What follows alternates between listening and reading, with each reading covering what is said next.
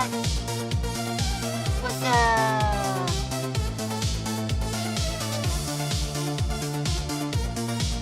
Oh.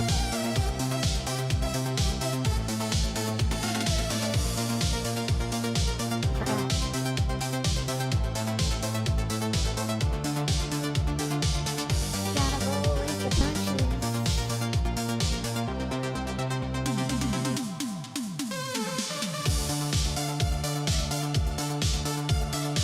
Actual bangers. Not gonna lie. Actual bangers. Actual banger, folks. That's right. Okay, I gave it away. Now you know who my guest really was. It wasn't me. It wasn't me, folks. It wasn't me. Actually, it is. It is me. That's right. That's a voice changer, baby. You gotta love them. Dun dun dun dun dun dun dun dun dun dun dun dun dun.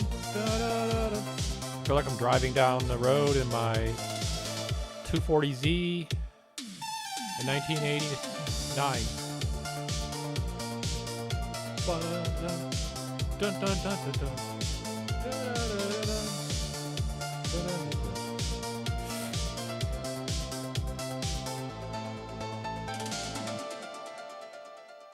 I like this Neon City pop. Good shit.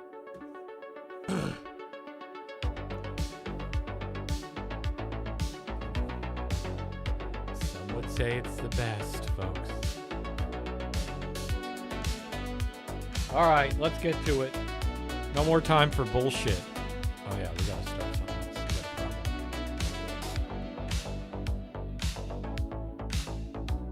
else. It's Monday. Hope you're doing well.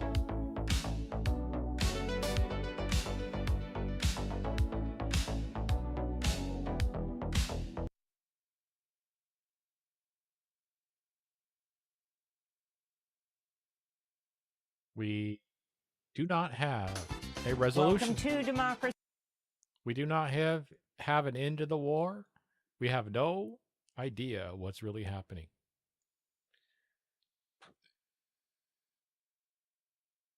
Nearly impossible to analyze.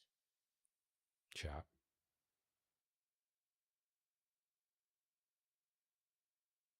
Seriously. I have no frame of reference to analyze what is happening with the president right now and what he's doing. The stupid ass war.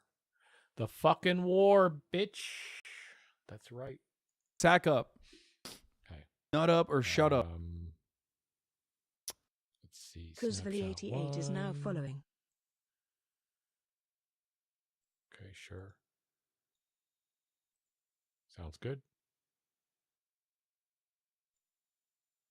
What's up, Cuz Wiley? 88.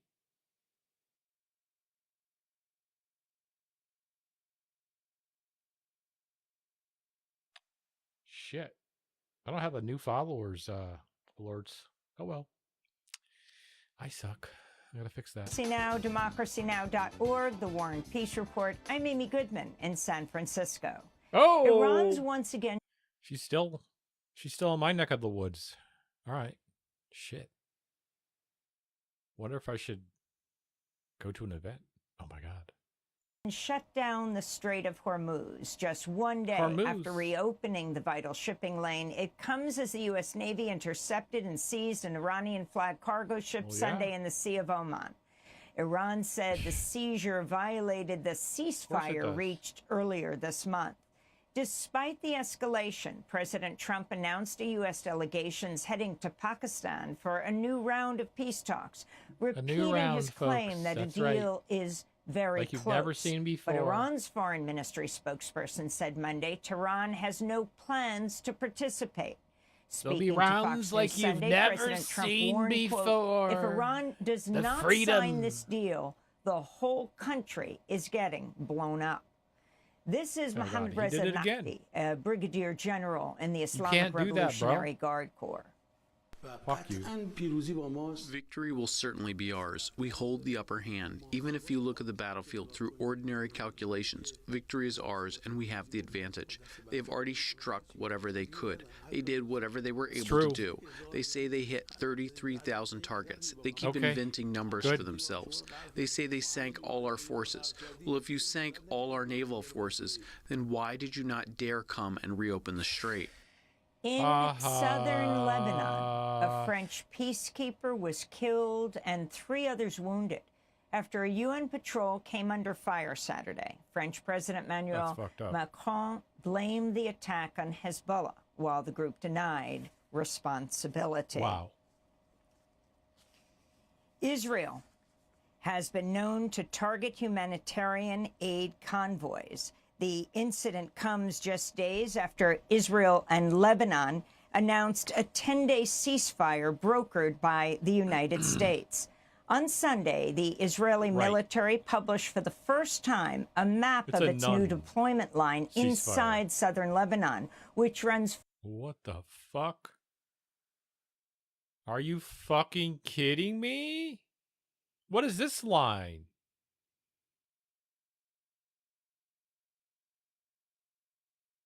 What the fuck? This is disgusting. 1, 2, 3, 4, 5, 6, 7, 8, 9, 10, 11, 12, 13, 14, 15, 16, 17, 18, 19, 20, 21, 22, 23, 24, 25, 26, 27, 28.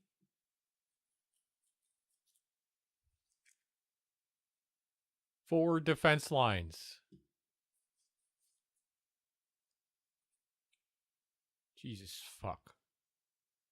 5 to 10 kilometers deep into Lebanese territory, putting dozens of villages under Israeli occupation. They want to go Israel's all the calling way it to a buffer zone. Teeny. Meanwhile, an image went viral on social media showing an Israeli soldier using a jackhammer to smash a statue of Jesus on a cross in occupied southern Lebanon, drawing widespread condemnation. Israel's army says it's investigating the soldier. It comes as tens of thousands of displaced Lebanese rushed back to their villages in South Lebanon to destroyed homes and scenes of devastation. This is Jamila Bassem, who was displaced from Beirut's southern suburbs. We will rebuild with our own hands. We're not afraid. Even if it takes us 10 years to repair, it doesn't matter to me. My house in the village is also gone, but we will repair it too, and it will come back even better than it was. What matters is that we live with pride and dignity, not to be ruled by anyone. British authorities are investigating whether a series of recent arson attacks on Jewish sites in London are linked to what they described as Iranian proxies. A 17 and 19-year-old were arrested in connection with an arson attack on a synagogue in northwest London over the weekend. A Persian-language media company was also reportedly attacked in recent days. No one's been injured. This is Rabbi Yehuda Black of the Kenton United Synagogue. As far as I'm aware, at 11:30 last night, my synagogue, Kenton United Synagogue, was firebombed. They threw into the medical room a firebomb. There was smoke everywhere. I'm glad to say that the synagogue was not burnt down. It's a beautiful synagogue. It's a gem of a synagogue.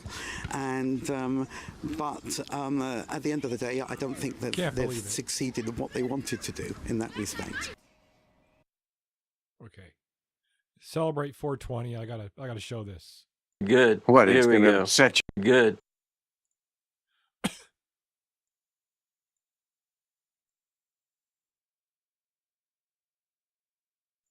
Okay, here's Bill Maher and Woody Harrelson.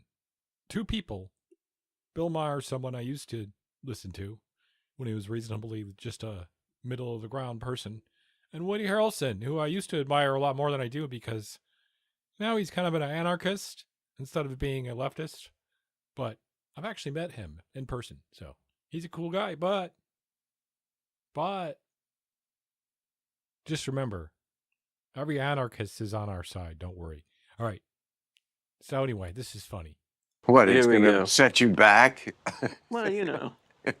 Waste not, want not. I'll do it. You do it, sir. Did you think that was too gay if you were to lean in like this? Is that what you were? No. What is your homophobia? So I have male.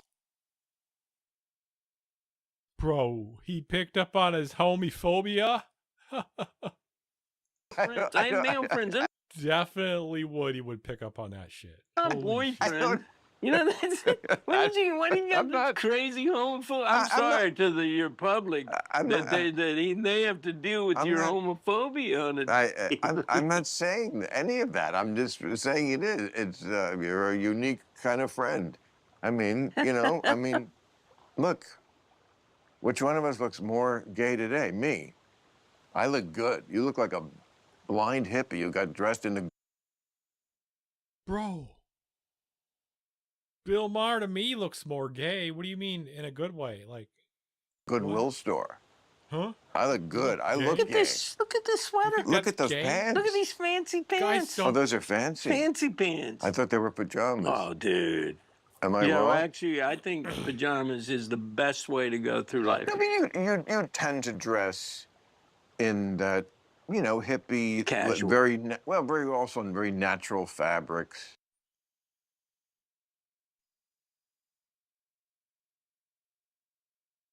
Immediately deflected. Did you see that? Piece of shit. I hate Bill Maher. Oil and gas prices surged over 6% after the U.S. Navy. Yep. Diesel. $7.50 in California. He said it intercepted and seized an Iranian flag cargo ship. U.S. Energy Secretary Chris Wright told CNN gas prices may stay above $3 per gallon until next year. Meanwhile, Air Canada has temporarily suspended flights from Toronto and Montreal to New York's JFK airport for 5 months, citing rising fuel prices. They can't fly Separately, Spirit Airlines is reportedly seeking emergency U.S. government funds to stay afloat amid... They've probably tripled their fuel cost. It's the fuel price surge. Holy In Gaza, UNICEF reported Israeli fire killed 2 truck drivers that had contracted to deliver clean water to Palestinian families Friday. Israeli attacks have killed more than 750 Palestinians since last October's so-called ceasefire. It comes as UN Women published a report detailing how Israel's killed tens of thousands of Palestinian women and girls since 2024. This is the chief of humanitarian action at UN Women. Between October 2023 and December 2025, more than 38,000 women and girls were killed in Gaza, the result of Israeli air bombardment and land military operations.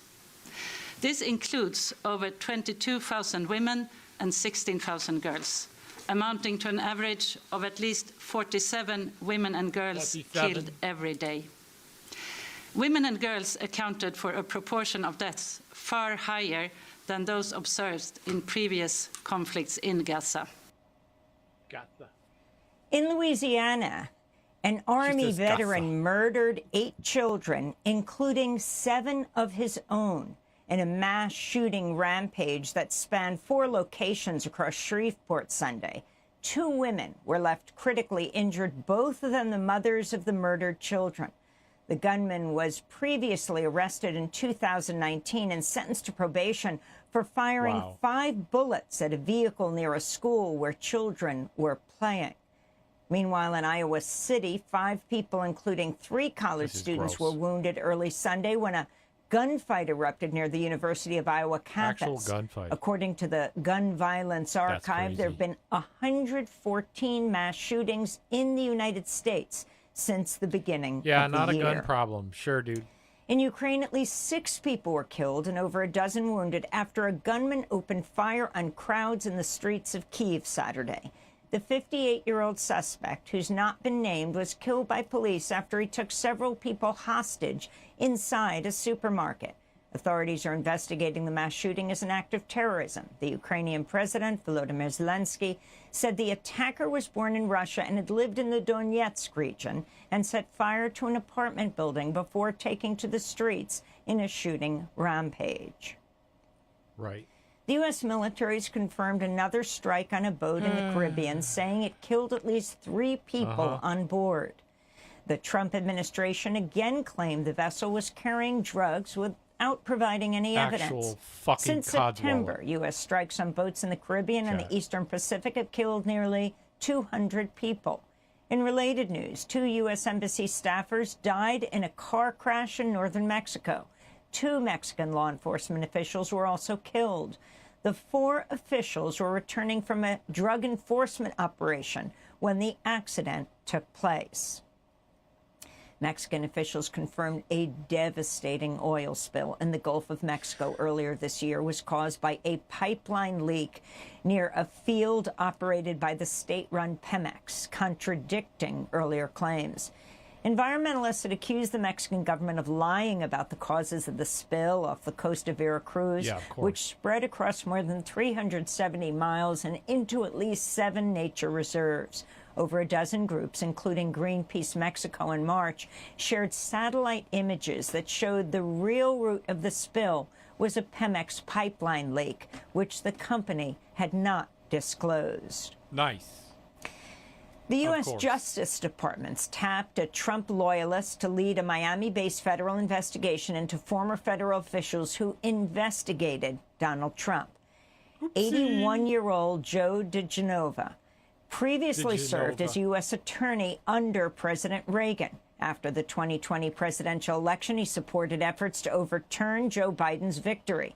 DiGenova was named to the role after the Justice Department removed career federal prosecutor Maria Meditis Long, who resisted pressure to bring charges against former CIA Director John Brennan.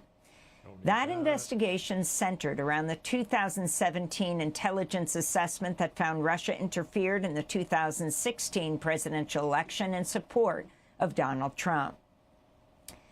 A federal appeals court's allowing President Trump to continue building his $400 million ballroom at the White House's former East Wing, reversing a lower court's order from the previous day that temporarily blocked the construction. Last fall, Trump tore down the East Wing to build the ballroom, prompting a lawsuit by the National Trust for Historic Preservation. Trump has said the ballroom would be a shed for a massive military complex being built underneath. Meanwhile, the Commission of Fine Arts, whose members were handpicked by President Trump, has approved plans to build a 250-foot-tall triumphal arch in Washington, D.C. The gold-adorned structure would tower over the nearby Lincoln Memorial and would dwarf other federal monuments. A federal judge in California has blocked the $6.2 billion mega merger of Nexstar Media Group and its competitor, Tegna. The combined company would control 265 television stations in 44 states and Washington, D.C., making it the largest owner of local TV affiliates in the United States, controlling far more than the FCC's ownership cap of 39%. On Friday, U.S. District Judge Troy Nunley ruled in favor of U.S. attorneys who sued to block the merger, agreeing it would likely increase costs, reduce competition, and weaken local news coverage. Nexstar says it will appeal the ruling. In Wisconsin, police fired tear gas, pepper spray, and rubber-coated steel bullets at hundreds of animal rights activists on Saturday as they attempted to rescue about 2,000 dogs from a facility that breeds beagles for medical experimentation. The crackdown by Dane County Sheriff's deputies left scores of people injured, including one protester who had 2 teeth knocked out. 25 people were arrested. Protesters were attempting to enter a property owned by Ridgeland Farms, which agreed last fall to surrender its state breeding license and stop selling dogs to other laboratories by July 1st. as part of a deal to avoid prosecution on animal mistreatment charges. A state judge found Ridgeland Farms likely broke Wisconsin animal cruelty laws by housing beagles in brutal conditions, performing surgeries without anesthesia and leaving wounds untreated along with other violations. Ridgeland Farms still holds federal research credentials and plans to continue breeding beagles for its own experimentation. Last month, activists successfully entered the property and freed about 24 beagles who were subsequently adopted. And Brazilian President Luiz Inácio Lula da Silva has wrapped up a 2-day visit to Spain, where he held bilateral meetings with Prime Minister Pedro Sánchez. On Saturday, they joined a pair of gatherings that brought together leaders of more than 100 progressive political parties across 5 continents to discuss ways to combat the rise of the far right in the U.S., Europe, and South America. This is Brazilian President Lula. We must replace despair with hope and hatred with optimism. The global progressive movement has an important mission to restore the ability of progressive forces to envision a better future, one characterized by social justice, equality, and democracy. And those are some of the headlines. This is Democracy Now!, democracynow.org, The War and Peace Report. I'm Amy Goodman. Thanks for watching Democracy Now! On YouTube. Subscribe to the channel and turn on notifications to make sure you never miss a video. You don't want to miss a video, and for more of our audience-supported journalism, go to democracynow.org, where you can download our news app, sign up for our newsletter, subscribe to the daily podcast. Okay, in California, Democrats are taking heat for a new bill they're pushing that one lawmaker has now dubbed the Stop Nick Shirley Act. Some people are arguing that the proposed legislation effectively criminalizes investigative journalism. GOP Florida Senator and member of the Homeland Security Committee, Ashley Moody, joins me now. You know, fraud has been a big focus for you when you were AG in Florida, and now that you're a senator here in Washington. Give me your reaction to this. I mean, they're basically saying you can't go out and investigate in the way that Nick Shirley did in Minneapolis. Yeah, this doesn't surprise me at all. A lot of, we're uncovering in these commie criminal havens, let's call them. Wow. Comedy criminal havens. Okay.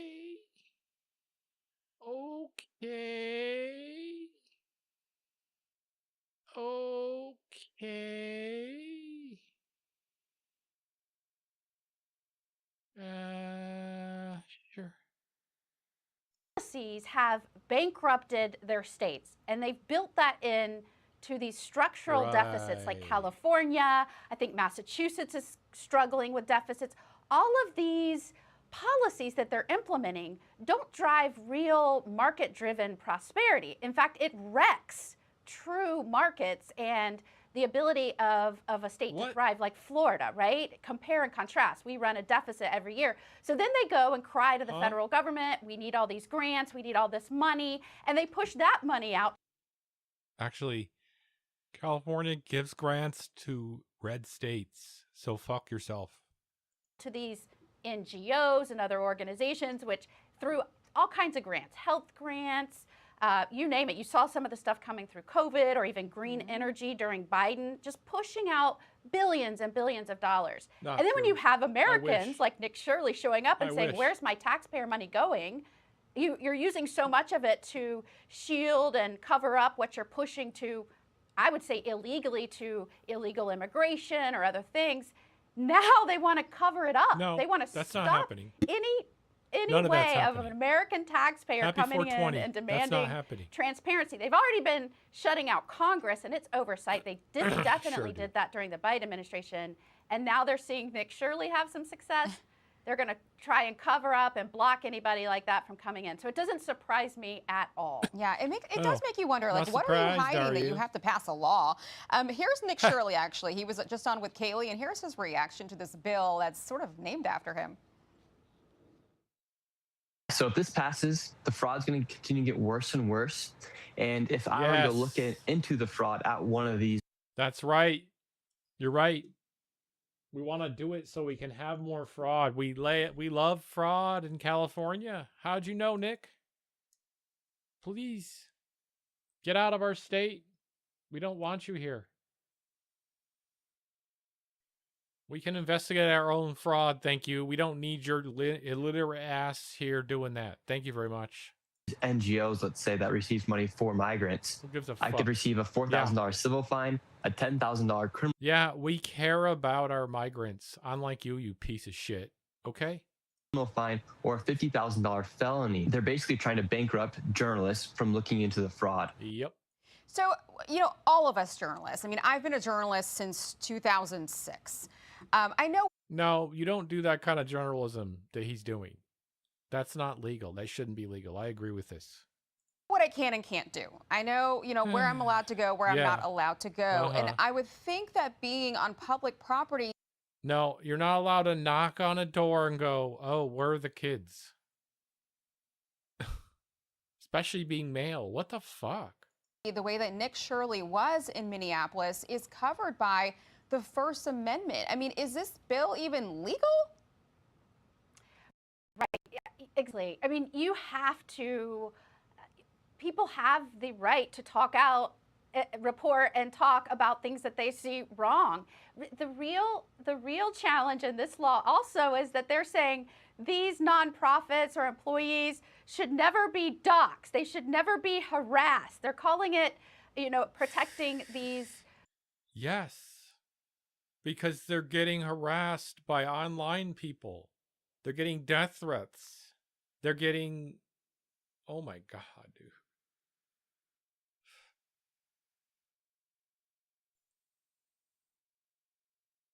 Oh my God, help me.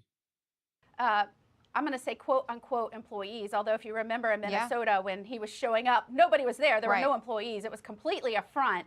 But they want to allow, and think about the irony in this, they want to allow the harassment and the doxing and the threats against law enforcement, but they want to protect people that are scamming American taxpayers. No, they don't. It is absolutely the reason why California is a failed state. It is that nonsense that they I live keep here, bitch. inflicting Shut upon up. their citizens, and it's why from all of these states they are fleeing to the state of Florida. I mean, we create prosperity among losers our are fleeing by to Florida. good policies. We have Welcome. a state that you is can have all our attracting folks from New losers. York, from Illinois, from losers. California, from Minnesota, and not just their citizens, their law enforcement personnel that wants to be respected and giving the tools and resources they need to do their jobs. And so I think that as long as you keep having states like California act with a guttural, political, woke sense in terms of how they're enacting policy with no understanding for how to balance a budget or their bottom line or take care of actual taxpayers that are funding them, you're going to keep having the mass exodus you're seeing to the states that take their stewardship and leadership responsibilities very seriously. Before I let you go, Senator, I got to ask you, you know, the president was out on the road on his affordability tour again this week. He went to Las Vegas and he went to Phoenix. Shut up or shut up. You know, his big beautiful bill and all the tax So is cuts Nick and Shirley. tax That's rates why for he so needs many to get the people out fuck there out and of my how state, like I popular they are as he tries to shift messaging back to domestic issues. But I want to pull up this map here because it shows that a couple of these Senate races that are currently you know, was supposed to be favored for Republicans have shifted towards Democrats. We're talking about Nebraska, Ohio, North Carolina, and Georgia. The Cook Political Report just shifted them a couple of days ago towards Democrats. So what do you think is going on here? Why do you think Republicans are losing their grip on these Senate races? Ooh. You know, I think that as long as we are out there talking about the policies that we're implementing that are putting America and Americans first and the results that we've delivered over the last year, we are going to be successful in November. I mean, how long has it been that people have said, we don't need tax on hardworking Americans? Like, stop taxing tips, stop taxing overtime, stop taxing Social Security for our seniors that are often on the most limited income and struggling. And we got that done. We delivered. You know, in my state of Florida, our citizens will receive the highest average tax returns in the nation. And I got that done and passed that with Republican leadership and this president in my first year as a United States Senator. So, you know, we just need to make sure we're communicating. I was just going to say that. We need to make sure we're communicating what we're doing to deliver on policies that are affecting Americans, American lives, and American interests. We're doing it. We're getting things done. We need to just make sure we're better about touting how we've delivered those over the last year. Okay. Great to have you on, Senator. Always great to see you. We'll see you back on Capitol Hill soon. Be sure to like and subscribe for all the Fox News latest on YouTube and catch full shows streaming now on Fox 1. I've got something for you. Oh, this is good. You can do a parody of somebody, but none of you took something from them. Right. You can do a parody of... Okay, so Sack up. InfoWars. Nut up or shut up. .com. Washed_censor is now InfoWars following. is now owned by The Onion. How is he still using InfoWars? Anyway, here's Alex Jones freaking out about losing money and getting made a parody of on The Onion, by The Onion, because they actually bought his network so that they could pay back the Sandy Hook people. Somebody, but none of you took something from them. Right. We've already checked with lawyers, so they're in deep shit. I'm already suing the Democrat Party law firms. Already got civil rights lawsuits. So you think, look, just because you're wearing my shirt, don't mean you're me.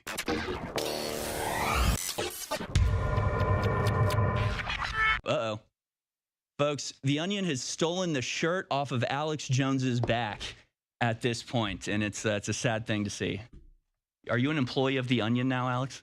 No, we laugh about this, but a year and a half ago, they announced that they now owned us. Yep. And it was all fraud. This time, they've had a court hearing, and they're announcing they own us, which shows with this judge that's been super corrupt, the state judge, it's already a done deal. But don't worry, we got a bunch of legal avenues. It'd be one thing if they just shut us down, but they are telling the New York Times, and I've seen more videos, that they're going to misrepresent, if you played the trailer, yeah, they're going to misrepresent that they're us to confuse people and, quote, rip people off like Alex Jones did. They're going to make money. So the whole thing's about defaming me. You're done. You can't take something over and then act like you're somebody. Shut if you say it's a parody. bro. You can do a parody of somebody, but none of you took something from them. Right. We've already checked with lawyers, so they're in deep shit. I'm already suing the Democrat Party law firms. Already got civil rights lawsuits. So you think, look, just because you're wearing my shirt, don't mean you're me. So let's be 100% clear about that. And so you guys just keep laughing, just like you did a year and a half ago, or it was November 2024. Mm-hmm. No, it's ridiculous. And again, yeah, they just do it. God, they get away with it. The Paul Weiss law firm ran all this. Trump settled with them. They settled, and now Trump's on their side. Yep. So, hey, feel good, guys. You're on Trump's side. You said it was so bad. Yeah, exactly. No, that's exactly it. They are the way we go away. You've been under a wet seeing Alex. And I'm like, well. Bro, Frosty Tools, what's up? Where the fuck is my... Okay, I gotta check something.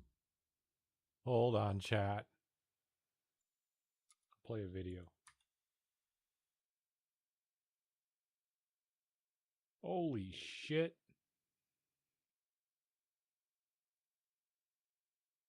Fucking hate that, dude. Oh, well.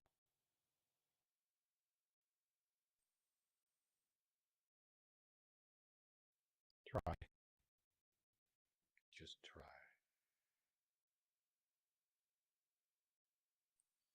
What do we got here? Here we go. Yep.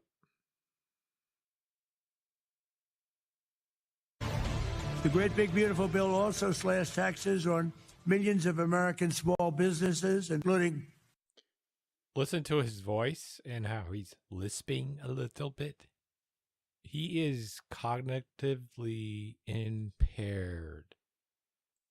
Restaurants, dry cleaners, corner stores. What is a corner store? I've never heard that term. I know what a corner store is, but I've never heard it described, a corner store.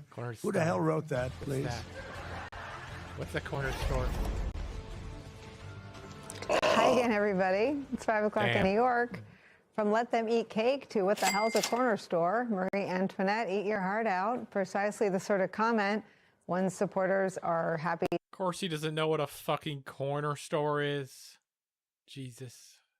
To dismiss in the best of times, but these are not those. When you're as increasingly unpopular as Donald Trump, it's precisely the sort of comment that stings, sort of like a slap in the face. And that's just the beginning. This week, a no tax on tips photo op included a DoorDash delivery of McDonald's to the White House, courtesy of an grandmother with a remarkable backstory. Trump take it from there. Earlier this week at the White House, I met a wonderful woman named Sharon Simmons, a grandmother driving DoorDash. Never met her before. She's to help not support new. her husband's cancer She's definitely treatment. new. Never seen serious her cancer. before. She's going to be okay, I think. Sharon delivered McDonald's to the Oval Office. It was a little bit of a, to be honest, it was a little tacky. She was a little tacky? Okay. So while those sorts of comments can be grating in the moment, it was in fact those who supported Donald Trump in 2024 who are making the larger point on this story. Watch. Yeah. How would you bring a grandma that needs to work DoorDash? Because they're talking about taxation on tips. Yeah, but like, pause it for a second. Like, pause it for a second. Like, the fact that Andrew fucking Schultz with 4 brain cells is about to come to this conclusion is proof of how stupid this was. People are don't we mad. want to live in a country where grandmas don't have to work DoorDash? Yeah. Where grandmas get to be retired, Yeah, regardless of retirement tax fund that takes what kind of delusional reality are we living in where he's parading around the grandma that's working DoorDash so she can afford to pay her husband's cancer bills, and he's like, "See, we're not doing tips." Like, there's a whole other issue at hand here. Same point I'd make. Fuck. He's making the same point I would make. That evaluation from Andrew. He's making a leftist point. That is a class conscious point. He is coming to class consciousness from the left or the right. This is how easy it can be. Andrew Schultz, because at the time when he endorsed Donald Trump, it mattered a whole lot. Might have made the difference if people like Andrew Schultz were for Donald Trump in 2020. Yes, you're right, but my point still stands. In fact, Trump may do a lot more to expose people's class consciousness to dumbasses than we think. I hope he does. 2024, so the fact that he's against him heading into 2026 matters. It also is important in light of this new reporting from The Atlantic. Quote, these days, a shocking number of the president's supporters have turned against him. Some of Trump's fanboys in the libertarian-leaning manosphere have spent the past year baffled by his actions on the Epstein files, on immigration, and now Iran. In the past week, religious conservatives have been criticizing their once unassailable leader after he posted a photo on social media of himself as Jesus and attacked the Pope, calling the first American pontiff, quote, weak on crime.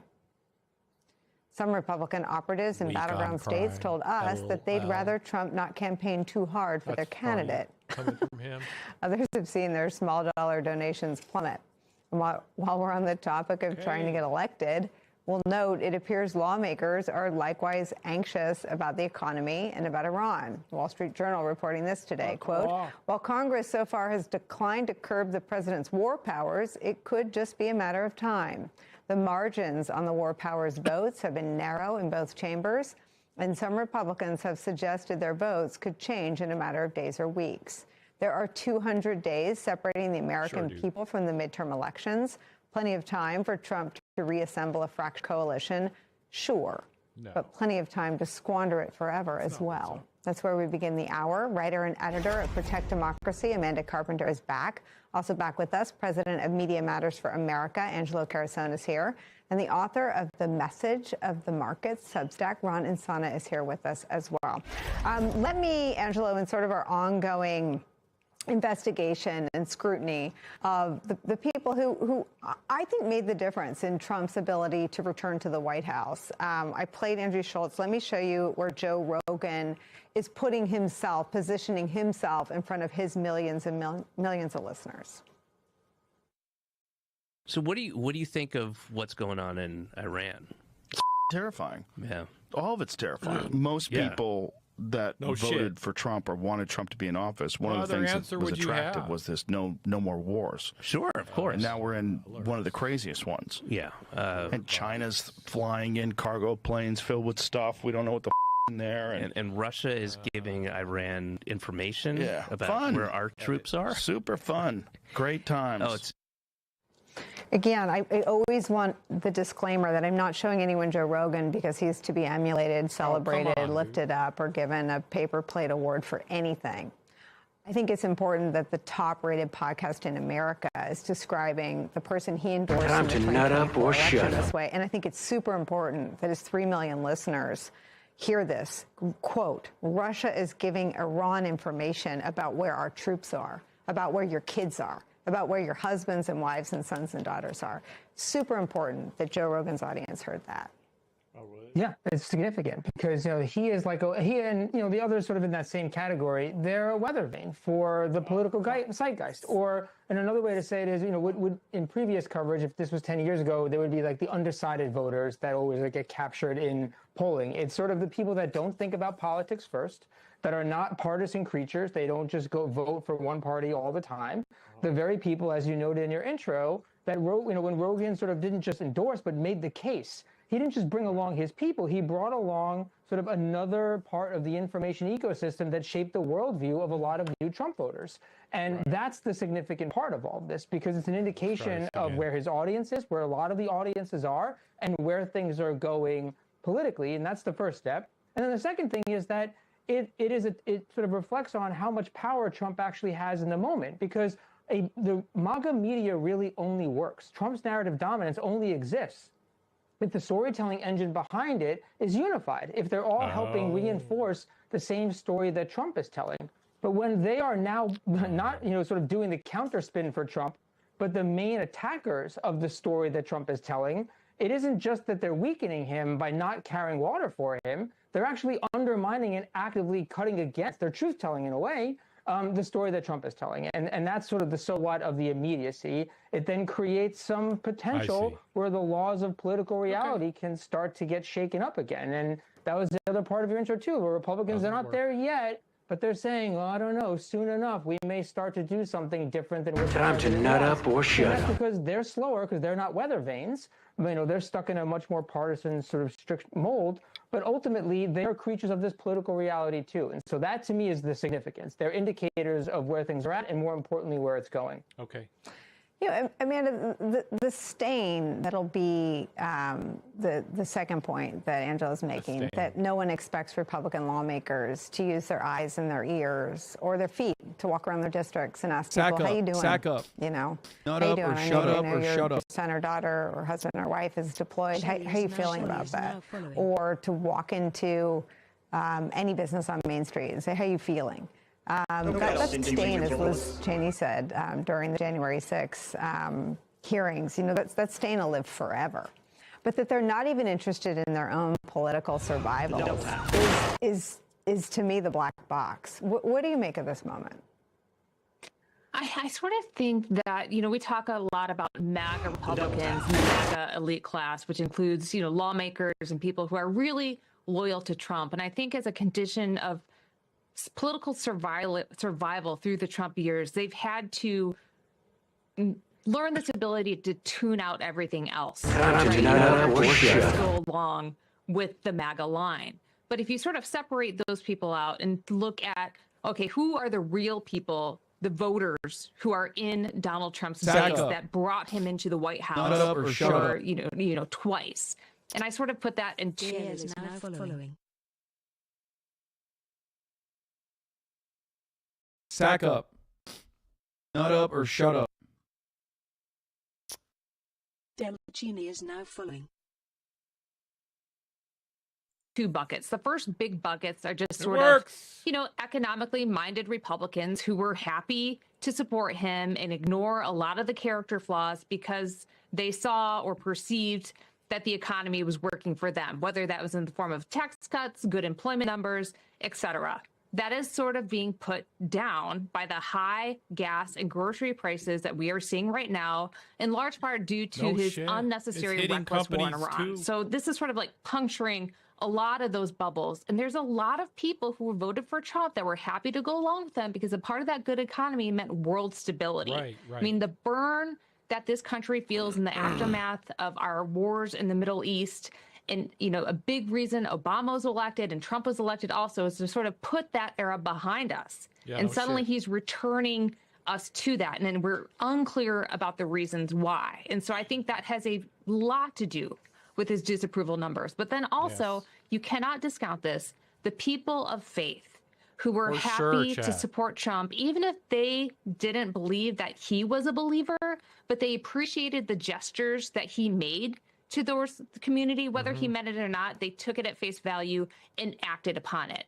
But now these posts that you're seeing put that, like, you cannot believe that anymore. When he's posting pictures of himself as Jesus, J.D. Vance is lecturing the Pope about theology. And so I just think you see a lot of these reality bubbles being punctured in a way that those two big buckets of people can't ignore. That sucks.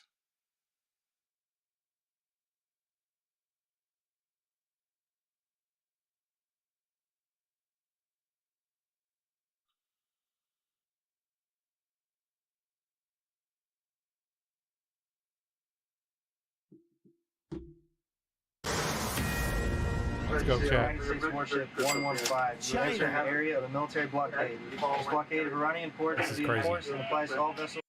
This is crazy. The United States now has actual video of them committing a war crime, in my opinion. I mean, well, they didn't kill anyone, but I mean, it's not a war crime. Maybe it's just listen to the radio chatter. Regardless of flag. Any vessel with further intent to enter or exit an Iranian port will be subject to the right to visit and search in accordance with international law. If you attempt to run the blockade, we will compel compliance with force. Over. Straightforward, and you know what? You better do what they say. U.S. forces issued that warning to ships in the Strait of Hormuz. Do not defy the U.S. blockade of Iranian ports.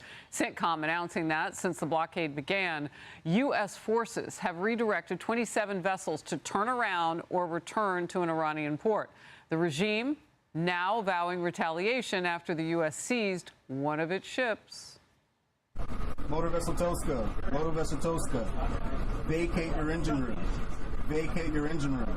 We're prepared to subject you to disabling fire. And they did. They destroyed that engine room. U.S. forces repelled onto and seized that Iranian-flagged cargo ship that tried to breach the naval brigade. Meanwhile, we're learning more about the alleged new commander of the IRGC. One reporter for a news outlet based in the Middle East says his predecessors were, quote, school teachers compared to this guy. Oopsie. Oh, this guy's evil. A source tells Fox News U.S. officials, including Vice President Vance, will soon depart for Pakistan for the second round of peace talks. However, a spokesperson for Iran's foreign ministry and the capital of Iran, Tehran, has not agreed to attend those talks. So we don't know if they're going to show up or not. A lot of news, and we're on top of all of it. We'll bring you the updates on this as we get them. That's very nice. Let's begin with an Iranian woman who lived a luxe life and now in custody after she was arrested at Los Angeles International Airport. Investigators say she brokered the sale of weapons on behalf of the Iranian government. And those weapons include Iranian-made bombs, drones, assault weapons, and millions of rounds of ammo into Sudan. She is expected to make her first court appearance today, later this afternoon. You're watching Outnumbered. I'm Harris Faulkner, here with my co-host Emily Campagno. Also joining us today, Rosanna Scotto, Fox 5 New York anchor and host of The Underground Economy on Fox Nation. Lisa Booth is here, Fox News political analyst, and Joey Jones, co-host of The Big Weekend Show and retired U.S. Marine bomb technician.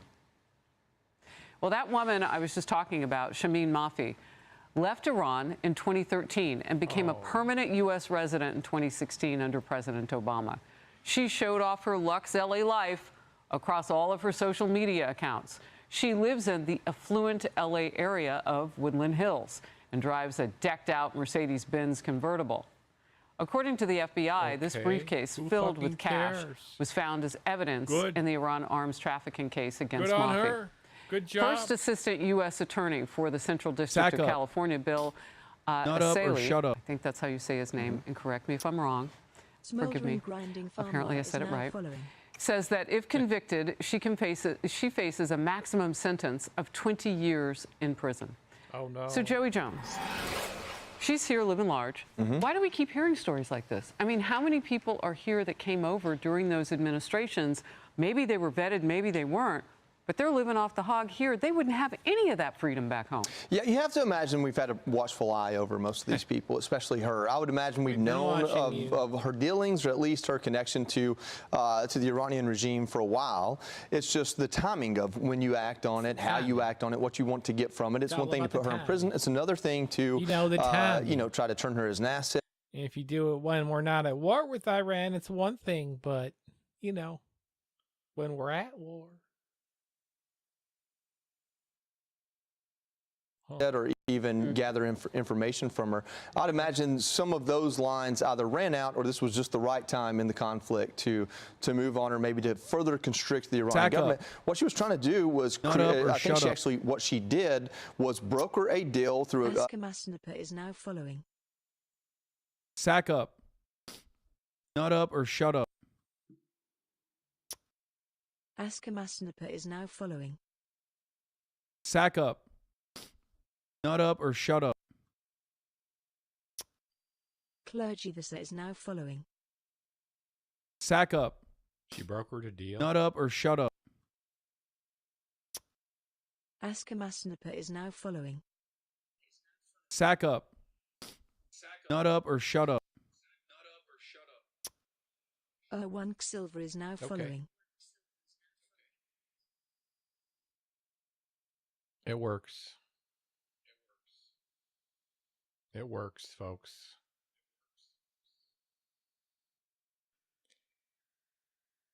Why is it not working? Sack up. Nut up or shut up. All right, we're good. Toffee-Man88 is now following.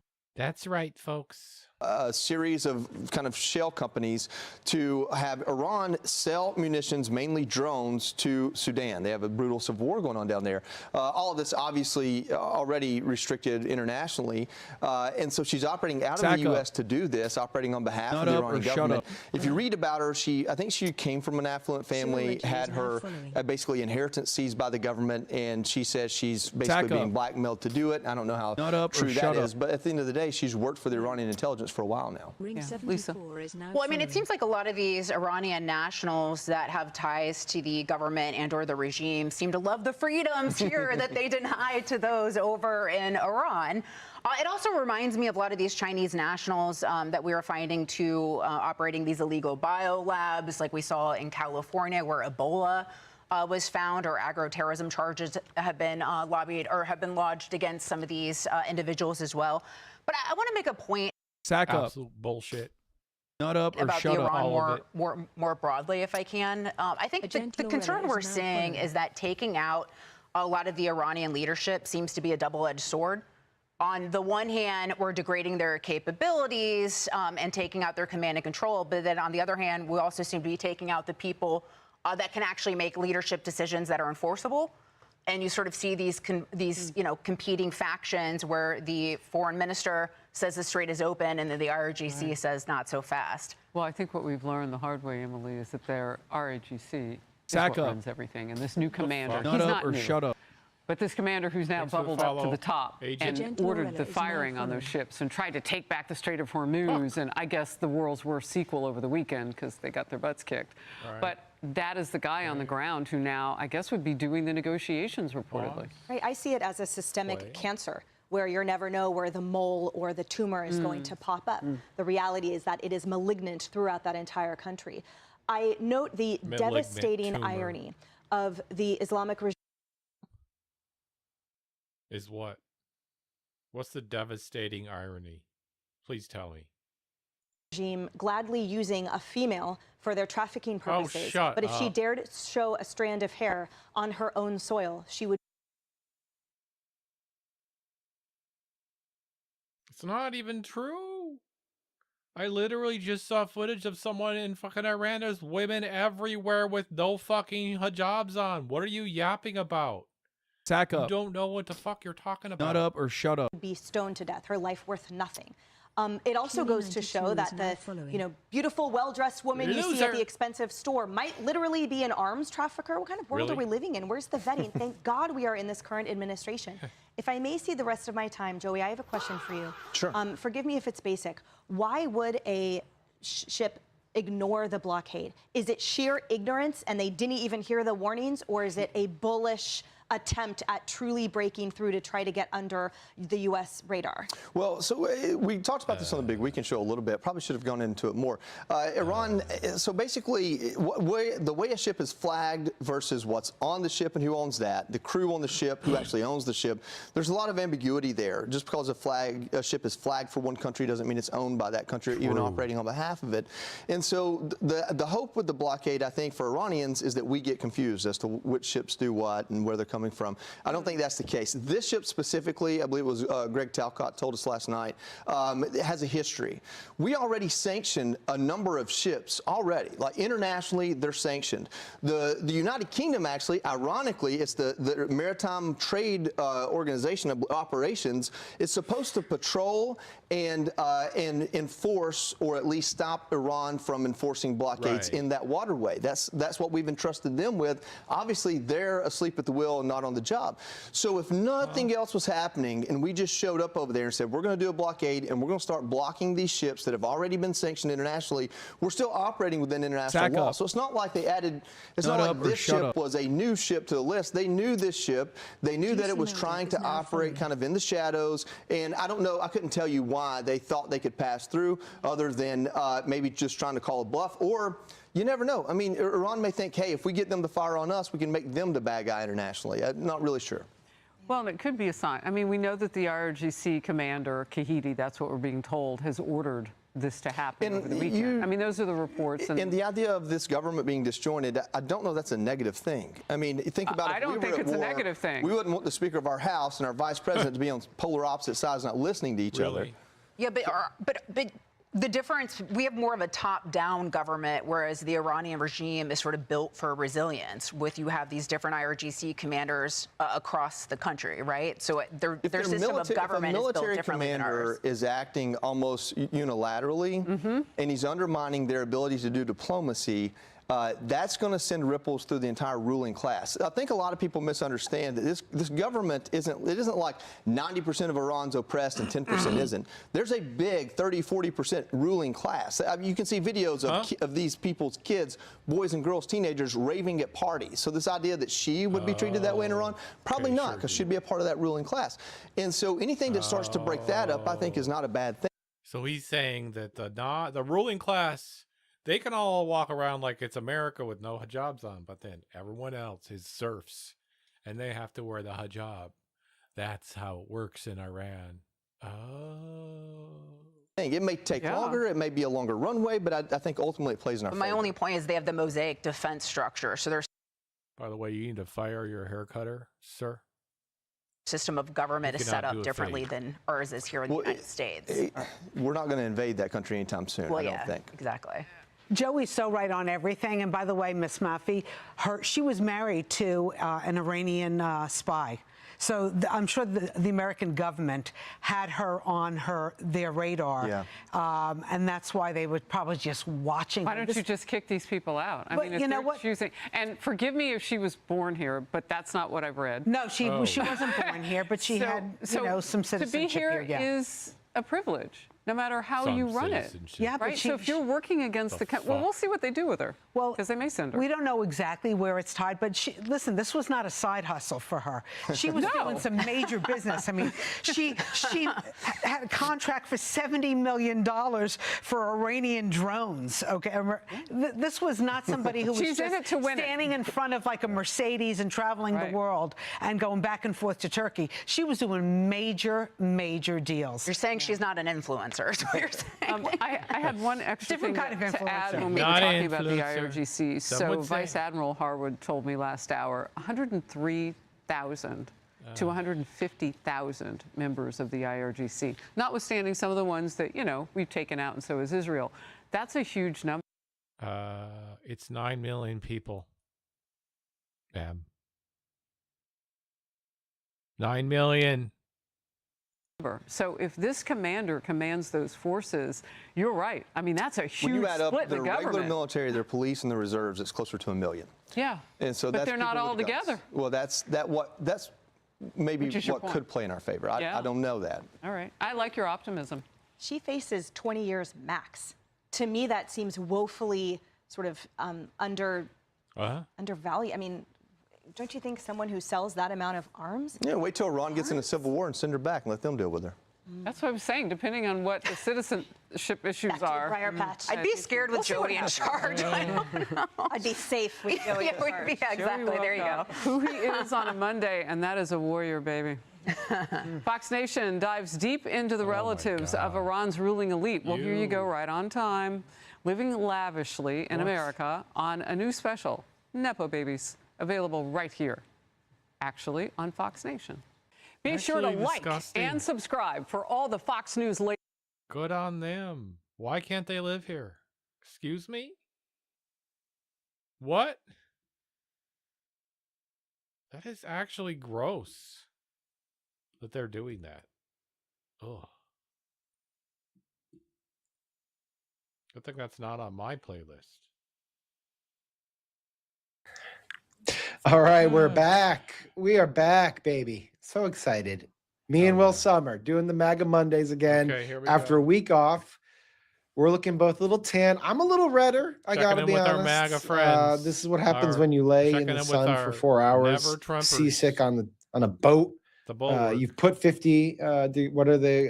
Whatever the thing is, 50 sunscreen. They don't like you on, but it just FBI. Yeah. No, sir. They don't like you very much. You are correct. No, sir. They don't like you very much.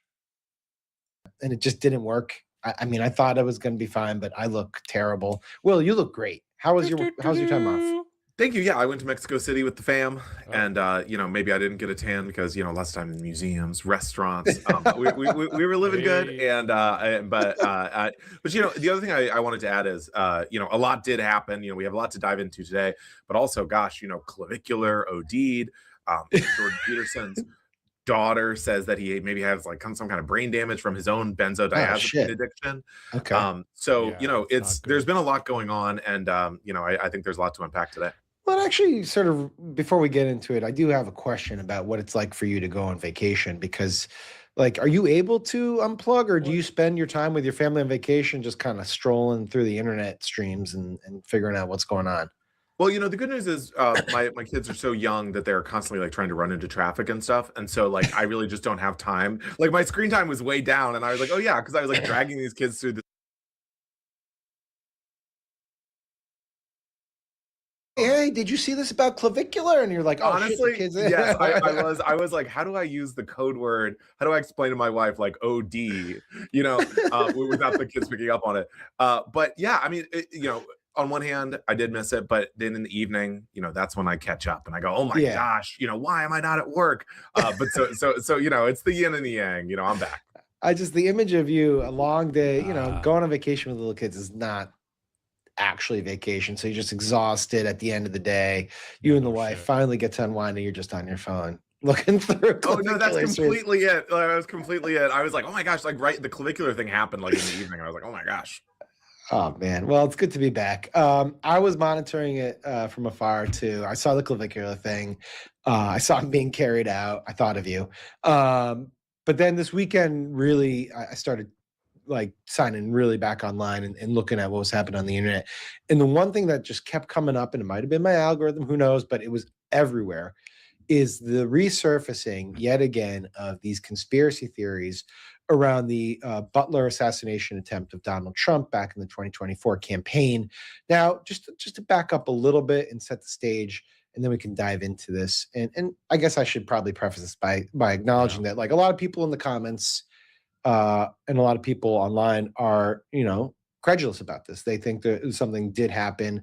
They believe that it's worth a lot more scrutiny than it's received. They think there's a lot of suspicious anecdotal stuff that hasn't been answered. And I don't want to be disrespectful of it. I think I'm ultimately for more transparency, more investigative journalism. I too want to get more insight into what's going on. So I'm not disrespecting the conspiracies. I will be upfront about it. I don't believe them at this point. I'm not certainly prone to believe in conspiracy theories. Wow. That's just my nature. Like, I want to make sure like there's hard evidence before we start suggesting Israel's behind this or something else. But I also do acknowledge that like there is just a lot of chatter out there. So I want to be sort of respectful for the people who are curious, but just be honest about where I'm coming from. All right. So with the throat clearing out of the way, this weekend, there were a number of conservatives out there raising the alarm bells about this stuff. And what's interesting is that if you remember back in 2024, the first round of conspiracists were liberals. It was the Blue Anon crowd, as they were called, wondering why this happened, wondering about the protocols around it, suggesting that it might have been a false flag operation to gin up support for Donald Trump prior to the election. There were some conservatives at the time who were conspiracists, but they're coming at it from a different direction. So like Eli Crane, if you remember this, thought that this was an attempt by the Secret Service and the Biden run FBI to kill Donald Trump. I mean, that was basically his insinuation.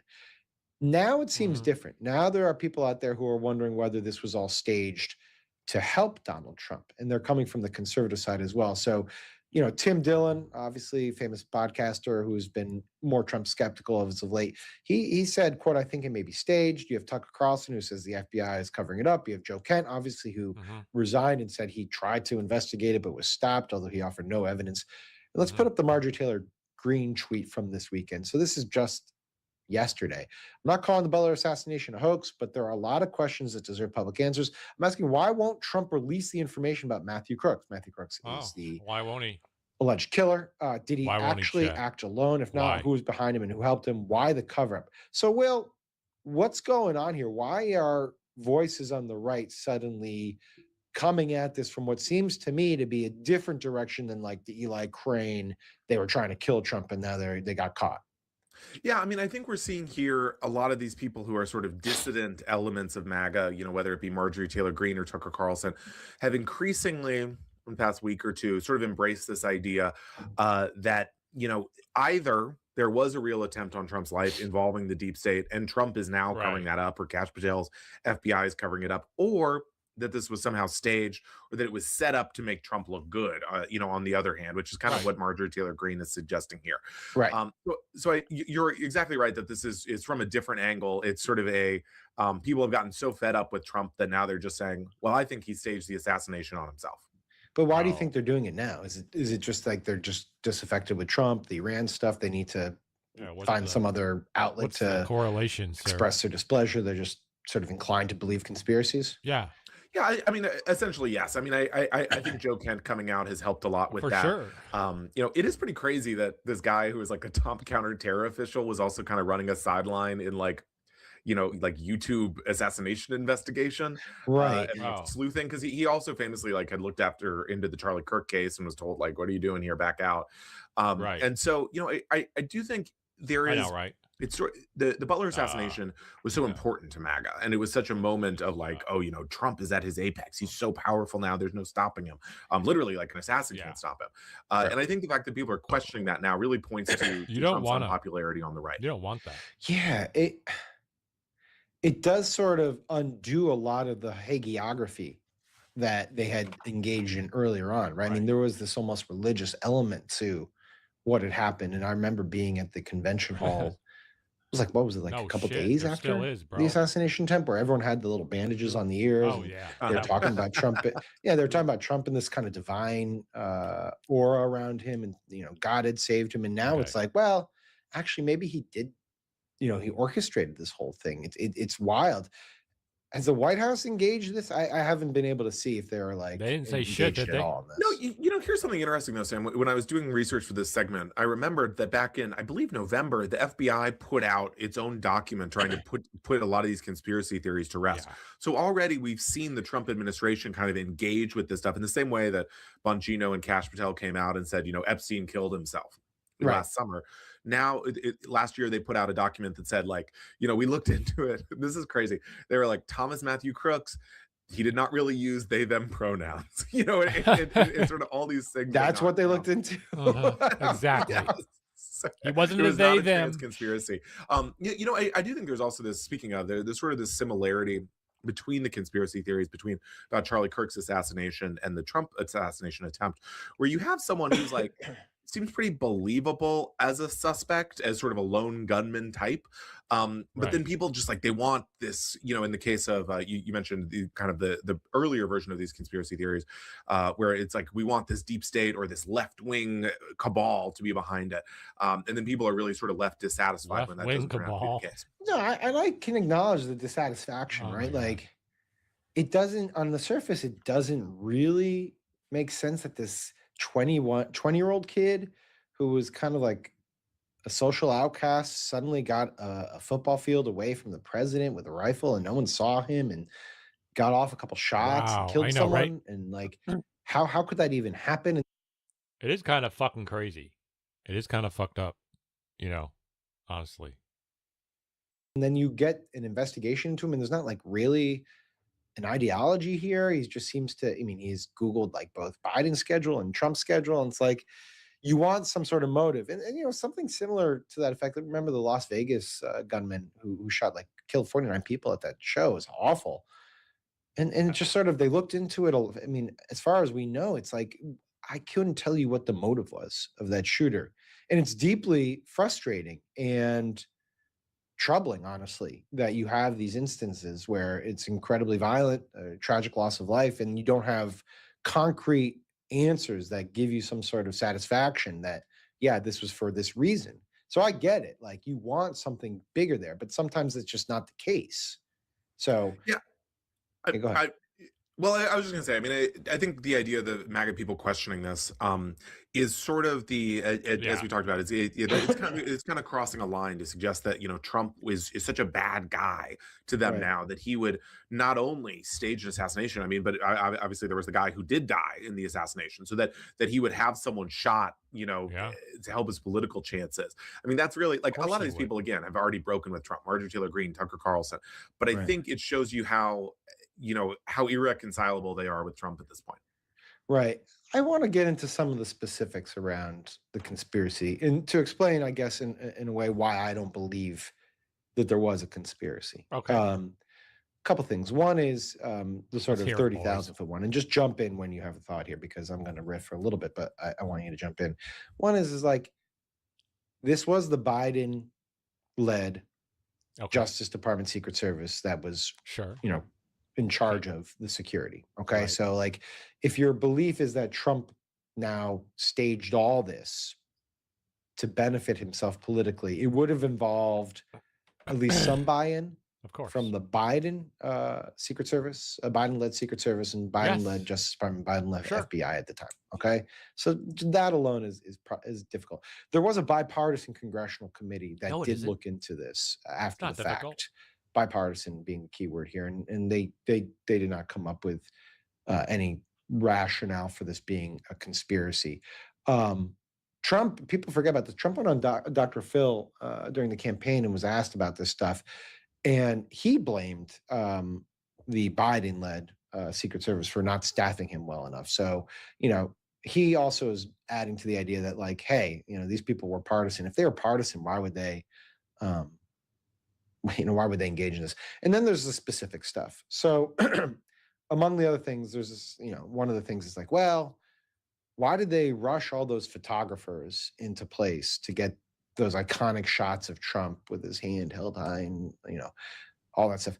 And if you look at the actual footage, I mean, and I did, they didn't rush the photographers into place. You got to look at the whole footage. Trump actually goes down. The Secret Service keeps him down for like 45 seconds. And then if you hear the footage, you can hear someone scream out, all clear, suspect is down or shot or killed or something like that. And it's only then that Trump gets up and does his thing. And it's only then that the photographers are ushered in by what looks like a youngish Secret Service person. The other thing is, and keep this photo up for a little bit, there's a lot of photos circulating this weekend of Trump's ear. And it looks like it's not actually hit by a bullet. And it appears that that's an old photo or a wrongly presented photo, because as you can see here very clearly, this is an AP photo. Trump's ear is bleeding. I mean, it's bleeding. It's right there, top of the ear. That's blood. Now people say, well, it should have been way more damaged if it was, a bullet of that caliber. So I can't speak to that. It's possible, I suppose. Everyone's posited that it could have been shattered glass from the teleprompter or something like that. But I think it's pretty evident from this photo right here that ear is bloodied. Okay. I know people are going to say, well, he could have cut it himself. But we do know that a shot was fired. like a wrestler, like he had a little razor concealed. Yeah, well, he's a WWE fan, so True. a little ketchup packet or something like that. But there was a person killed. Okay, Corey Compatore was killed. He was shot. He was killed. So clearly, a bullet was fired. But the most sort of, I mean, I can go on. Do you have any thoughts here before I go on? Thoughts. Two points to make. One is that this conspiracy has gathered a lot of characters now. Marjorie Taylor Greene was saying, "What about Willie Tepes?" And now Willie Tepes. Who's Willie Tepes? Or Tepes, I guess, sort of a Kaiser Soze type name. Supposedly, like I believe a Norwegian Antifa who was supposedly in touch with Matthew Thomas Crooks and tagged him on YouTube. I don't know. The FBI said they don't really buy it. But so it's kind of created its own. It has its own universe of characters now. And kind of the broader point about Secret Service, security. I would say this weekend we're seeing a real clear investigation story about a Secret Service agent having a relationship with, I believe, an OnlyFans creator who was like posting all his, internal Secret Service documents. So maybe the OPSEC isn't that good in general. Is this a John Solomon joint or is this something else? No. I believe Crabtree. Susan Crabtree got it. Okay. Yeah, Secret Service has not covered itself in glory on a number of fronts. So let's just state that. A couple other data points. Again, we'll just jump in, please. Okay. There was this theory that he was shot in the chest because there's this kind of like shadow or a hole in it. Have you seen this one? No, I haven't. Okay. There's apparently a photo floating around. There's like a kind of a dark hole right here on Trump's suit. It looks dark compared to the rest of the suit. They did look into that, actually. It was just a fold in the jacket. There's other pictures without that little dark spot. I'm not really sure what the theory would be about the chest, but that's been floating around there. Former agents have told news sources that, in fact, the agents operating were keeping in protocol, again, with how they put Trump down, covered him, and only when it was all clear did they let him get up. A couple other things. Crooks, there was explosives found in his car. He had searched for the schedules of Trump and Biden. He had searched for info on both the Republican Democratic Convention. He had searched for how to make a bomb from fertilizer. So, I don't know. You might say, well, that was just planning on his part to make sure he had a good cover. But it's there. He did the searches. Fox News had reported that the Crooks' parents had called the police before the assassination, a couple hours before the assassination, to warn that their son might be about to do something troubling. Again, that's not something you would do or have done if you're trying to stage an assassination, right? Your parents don't normally try to tip off the police in advance of it. Maybe they weren't in on it, I suppose. But again, I'm not trying to be dismissive necessarily. Well, I guess I'm being dismissive of the conspiracy. You only bring in the people I'm trying to work through these and just sort of go through some of the points. That all makes sense to me. I mean, I think we could just forward this to Marjorie Taylor Greene and Tucker, and I think this should resolve the issue pretty quickly. Yeah, I'm sure they're going to be completely convinced.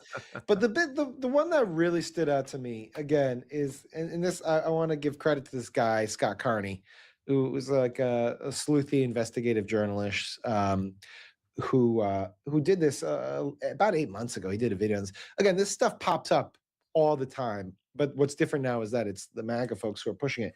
But Scott Carney had this point about sort of the theatrics of this, the bigger planning of this, which is, if you think about it in just the broad scheme of things, if the idea is you want to stage an assassination attempt so that you can generate political sympathy for yourself, okay? Guys are so boring. Oh my God. Oh, what is that? Oh, I want that. What is that? Oh my God. What is that food that I want right now? You guys ever taste food that you haven't had in a long time? Then you can remember where you last ate it, but you don't remember where it is, but you remember the room it was. Like, I can remember what restaurant it was, but I don't remember the name of the restaurant. The fuck? There we go. Checking with Mr. Kyle Kolinsky. Guys, but me personally, I love waking up over the weekend and watching my president have a completely delusional crash out where he goes deeper and deeper into an Alzheimer's state of total dementia. It's really comforting when you wake up and you see the president posting 37 times in 1 hour and reposting many things over and over. Good stuff. Very good stuff. Very stable system that we've set up here. A lot of stuff to go through here. Let me start with this one. So we have a Fox News correspondent who reached out and spoke to Trump. And Trump is back on his shit again, which apparently his new favorite thing is to casually float war crimes. That's his favorite thing to do. In a nonchalant way, very blasé, he throws out there, like, oh yeah, what if I just committed atrocious, horrific war crimes and did something that would make, fucking war criminals of the past even blush? Okay, listen to what he says here. Here we go. Good morning. I spoke with President Trump today, who said if the Iranians don't sign the deal, their whole country is going to get blown up. The president went on to tell Fox News, we're preparing to hit them harder than any country has ever been hit before because you cannot let them have a nuclear weapon. The ceasefire between the United States... They don't have a nuclear weapon. The Grand Ayatollah, who Trump and Netanyahu murdered, issued a fatwa against nuclear weapons. You replaced him with somebody who's harder line and more anti-West, which, why wouldn't he be? You murdered his whole family. Exactly. What is this fucking, oh my God, it's like, I can't imagine being in the Iranian government and trying to navigate this absolute psychopath when they're like, we don't have a nuclear weapon. We never wanted a nuclear weapon. We weren't building a nuclear weapon. By the way, now they'd be crazy to not get one because clearly they need it for a deterrent to make sure Israel and the U.S. don't attack them. But they're looking at this like, is this guy stupid? Are you genuinely dense? Do you have a single-digit IQ? That's what are we listening to here? But again, threatening war crimes. Get blown up. The president went on to tell Fox News, we're preparing to hit them harder than any country has ever been hit before because you cannot let them have a nuclear weapon. The ceasefire between the United States and Iran is set to end in under 72 hours. That's not a war crime. Yeah, that's great. Really, really good stuff. Yeah, keep it This up. reminds me of, remember when he said, this alone should have been impeachment worthy. This alone should have gotten him locked up and put in a straitjacket. It ain't gonna happen, Kyle. Sorry. An entire civilization will die tonight, is what he said. Like, the fact that anybody sort of let that slide, shame on fucking all of us in this country for just watching that happen and nobody actually did anything. Okay? Now, we were fortunate enough in that scenario to dodge it, but eventually this motherfucker will pull the trigger. If you haven't learned that, well, then please explain to me why they triple-tapped a little girl's elementary school.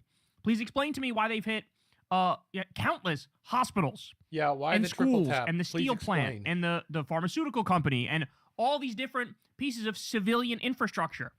Yes, they are fucking crazy enough. Absolutely. All right, more. Trump posted a slew of 2020 election denialism tweets. He still can't get over the fact that he lost to Joe Biden.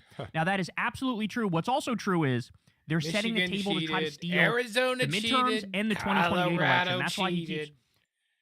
Louisiana cheated. In hindsight, if they hadn't stolen the election and POTUS didn't fight back, voting would be the last of our concerns. Fight, fight, fight. Stressing away on this, or hammering away on this, to let everybody know, like, hey, when we do some shit in a little bit, you know why? Because I'm saying Democrats are stealing shit, so I have to come in and try to block. 10 to 20 million fraudulent votes were added to steal the 2020 election from Toronto. What the fuck? Where did that number come from? That's what this is. It's building that case. So he reposted Michigan cheated, Arizona cheated, Colorado cheated, Nevada cheated, Louisiana cheated, Washington cheated, California cheated. He posted a rigged election in all caps with some bullshit fucking meme, which is nonsense about how the election was rigged. He posted Senator Mike Lee in hindsight, if they hadn't fucking meme, which is nonsense about how the 133 million registered voting in the state's voters, 74 million Trump, 81 million Biden, 70 plus 81 equals 155 million. You don't need to be Einstein to see voter fraud.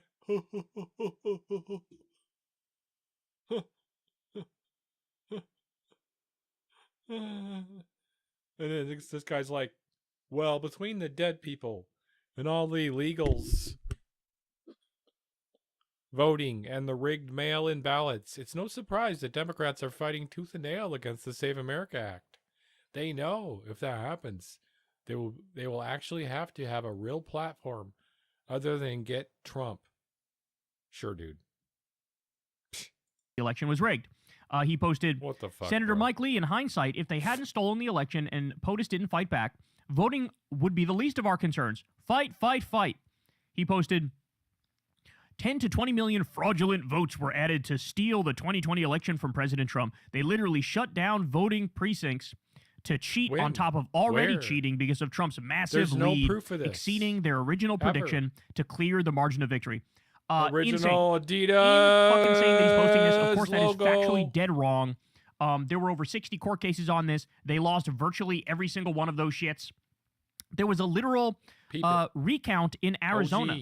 They did an election audit in Arizona. And not only did Joe Biden win, he won by more votes than what people thought he won by on Election Day. So if anything, his votes were undercounted. This is all nonsense. This is all bullshit. And this is why I say we need to beat them not only through the mail-in votes, we need to beat them on the day of votes too. Right? Because in most states, they count the day of stuff first, then the mail-in votes second. I thought he said what happened in the past is Republicans would be leading on the day of voting because more Republicans like to vote on the day of. All right, last and video. Democrats would vote more in the mail-in portion. So it's this thing called the red mirage, where when everybody went to sleep, they thought, oh, Trump was leading and he was probably going to win. And then when everybody woke up, you saw Joe Biden won. They then used that as bullshit evidence of like, see, we were supposed to win. And then you had vote dumps in the middle of the night. No, they're counting the completely legal mail-in ballots, you idiot. And those skewed more Democratic. Because, you know, of COVID at the time, for example, more Democrats want to stay home, take safety precautions. Republicans didn't care. California's all mail-in ballots. But for this election, we have to beat them on the day of, too. You can vote so in go person, and vote though. on Election Day, y'all. Go and vote on Election Day. He also posted a video from a supporter, okay? In the video, the guy says, quote, "This is what you voted for, so why are you questioning every decision that he makes? God didn't save his life so that he could make mistakes. Maybe it's time to shut the fuck up and let him cook." Trump posted this video talking about himself. This is him talking about himself. Shut the fuck up and let him cook. What? He's not going to make mistakes. God saved him so that he can make the right decisions. Oh my God, bro. Like, a lot needs to be said about this, man. Nobody really talks about this anymore. But Trump has gotten weirdly more religious as he's gotten older. Now, it might be the case he's just using that. I don't think I'm going to heaven. He's a will to power guy. I don't think I'm going to make maybe, it. as his brain deteriorates, he sort of clings on to these grand narratives of God's plan, and he's at the center of God's plan. It's sort of like a messianic figure. I absolutely could see that. That is definitely on the table. Okay, so Trump does this event and about no tax on tips. There were so many moments of this where it's like, oh my God. He literally, as I always say, he's always been a low-filter guy. He's become a no-filter guy over time. So here's one of the things he said. Millions of American small businesses, including I don't use filters restaurants, when I dry talk. cleaners, corner stores. What is a corner store? I've never heard that term. I know what a corner store is, but I've never heard it described. A corner store. Who the hell wrote that, please? And more. You've never heard the term corner store? I'm telling you, bro, this is what happens when you have early Alzheimer's. You have behavioral disinhibition. You'll say whatever, you'll do whatever, you don't realize it's completely and utterly inappropriate. What's this term corner store? Who wrote this? I never heard of the term corner store. You've never heard of the term corner store? Why would you admit that? Oh my word. What are we doing? I've never heard of this word. All right, we're not done yet. So here he's going to talk about, remember the stunt they pulled the other day where they had a DoorDash grandma who showed up at the White House to deliver McDonald's to Trump? I remember. And they literally had the grandma say like, oh, thank you for the no tax on tips because my husband has cancer and we can't afford it. First of all, the no tax on tip thing does not apply to a fucking DoorDash worker, so they're just lying about that. Second of all, to say I can't afford my husband's cancer treatment and Trump's the president and he's like, well, here's a tip, sweetie. I'd like, thank you for the Big Mac. Like, what the fuck? No, you're the president, bitch. You should be working on for the cancer. Medicare for all. You should be working on giving everybody health care. I mean, that's like, it should be one of the basic, straightforward things that the president gets to work on. Like, make sure the people in your country can get help when they're sick. But no consideration for that whatsoever. In fact, he kicked 18 million people off of Medicaid as he doubled, tripled, and quadrupled health insurance premiums. Okay? So he talks about this stunt that they pulled with the DoorDash grandma delivering him McDonald's and him giving her a tip. And again, like I say, went from a low filter guy to a no filter guy. Look at what he says here. That no one has ever uttered before. God bless the IRS. Can you believe it? I've never heard that before. God bless the IRS. We have to patent that. We have to do something. Earlier this week at the White House, I met a wonderful woman named Sharon Simmons, a grandmother driving DoorDash to help support her husband's cancer treatments. He's got serious cancer. He's going to be okay, I think. So dystopian, by the way. Like, well, that's it. There's nothing we can do about that, but here's like fucking $20 for delivering my Big Mac. Here's a tip, McDonald's sweetie. to the Oval Office. It was a little bit of a, to be honest, Here's a a little tip, tacky. They come up with these crazy ideas like McDonald's, although that was the biggest ever on Google. They say #1 ever. And the garbage truck. I mean, we do these things in politics. They're a little embarrassing. Little tacky. They're a little tiny embarrassing, but we do them, and you win by landslides. It's one of the. So we got to keep doing them. No, we got to knock on the Oval Office door. You idiots love this shit, don't you? He did the same thing, giving a speech the other day about UFOs. He realizes, like, his base is abandoning him at 1,000 miles an hour, and he's like, well, what we're going to do is we're going to release all these UFO files. This is the stuff you idiots like, don't you? Isn't this exactly what you idiots want to see? I don't understand it. I don't care about it, but you idiots care about it. So will you support me if I do this? Oh, my God, bro. Here he is like, that was a little tacky. It was a little cheesy. And then we do this stuff. We do the garbage truck. She was a little bit of a... All you idiots eat it up, and that's how you win. Oh, my God, bro. This is all the shit you say behind the scenes, dog. You don't say this out front, in front of everybody. What is wrong with you? This is what happens when you have behavioral disinhibition, okay? All right, but we're still not done, because at this event, going through the customary thing that everybody in the Trump regime does, where, it's like mandatory that if you're in the cabinet, you got to be like, oh, and thank you so much, Mr. President. You sure are amazing. You sure are a genius. You sure have a big swinging dick. Never seen a schlong like that, sir. Like, this is what they do to, puff up his ego. And he makes him sit in a circle and go one by one to tell him how amazing he is and how his farts smell like roses and all that stuff, right? Well, here is Scott Bessent going through that time-honored tradition. And take a look at what's happening to our big, beefy, wet boy here. Watch. And I just want to thank President Trump for championing this program. He's out. Some of the Republicans, some of the more traditional... Homie is clonked the fuck out. He's in REM sleep there, dog.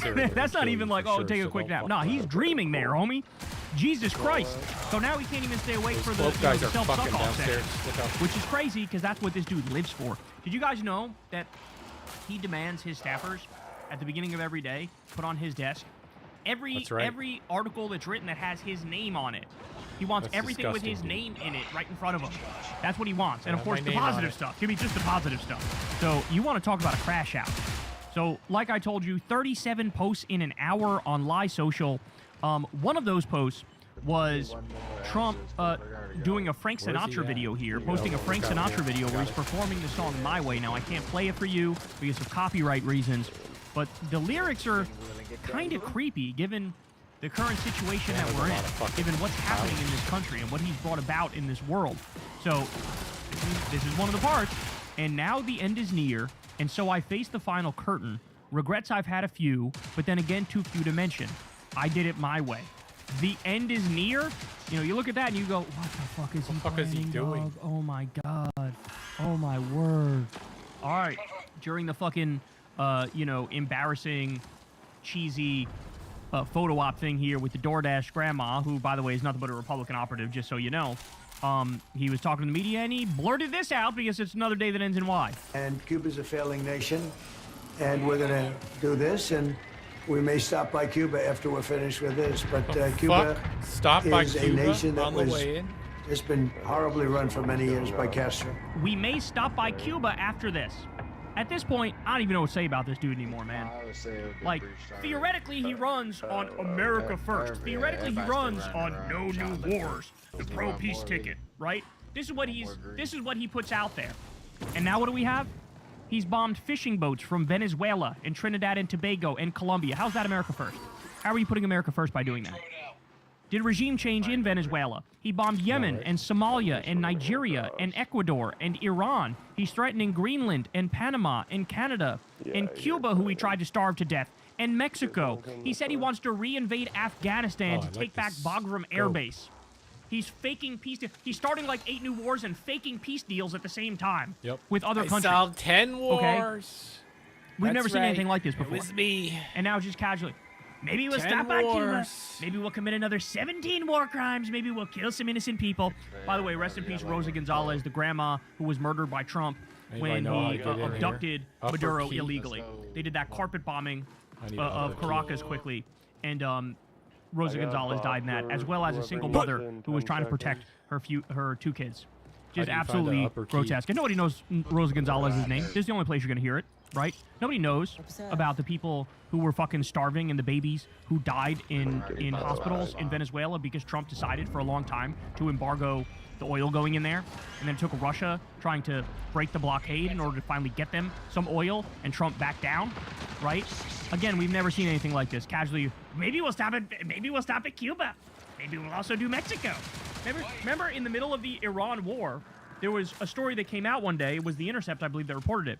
We were also doing military shit and acts of war in Ecuador. We blinked and there was war in Ecuador. It's like, what the fuck is even happening? What is even happening? CNN says President Donald Trump will participate in a public Bible reading this week as the administration continues to integrate religion, particularly Christianity, into official business. Trump to read Bible verse from the Oval Office after feud with the Pope and deleted AI image. Now remember, he posted himself as Jesus. He posted it, and then he goes, I was a doctor. I don't know what you're talking about. Oh my God, bro. Oh my God. If you're still in this cult, that's the most humiliating thing I think I've ever heard in my life. But Trump and J.D. Vance were just yelling at the Pope because the Pope was like, peace is good. War is bad.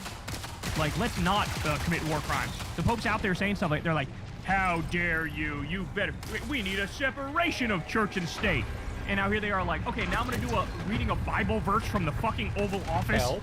What happened? Separate church and state or don't separate church and state? No, what they want is, they want to use Christianity for their sadistic, disgusting, evil ends, right? They're fine with religion as long as it's for their disgusting, sadistic, evil ends. They want to use religion to be bad, to be evil, to do horrible things, right? They want to wrap themselves in the Bible as they carpet bomb Iranian hospitals and elementary schools. That's what they want to do. But God forbid you use the message of Jesus to say, let's look after the poor, let's take care of the sick, let's not carpet bomb innocent people. They go, how dare you keep politics separate from religion, you crazy person. It's insane. We also have this huge news.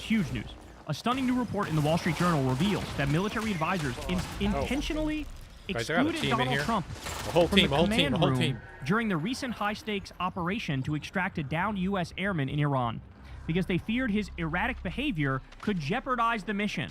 According to the Wall Street Journal, Trump was in such a volatile state after Iran shot down a U.S. jet that he spent hours screaming at aides in the West Wing, obsessing over the political fallout and invoking Jimmy Carter and the 1979 hostage crisis.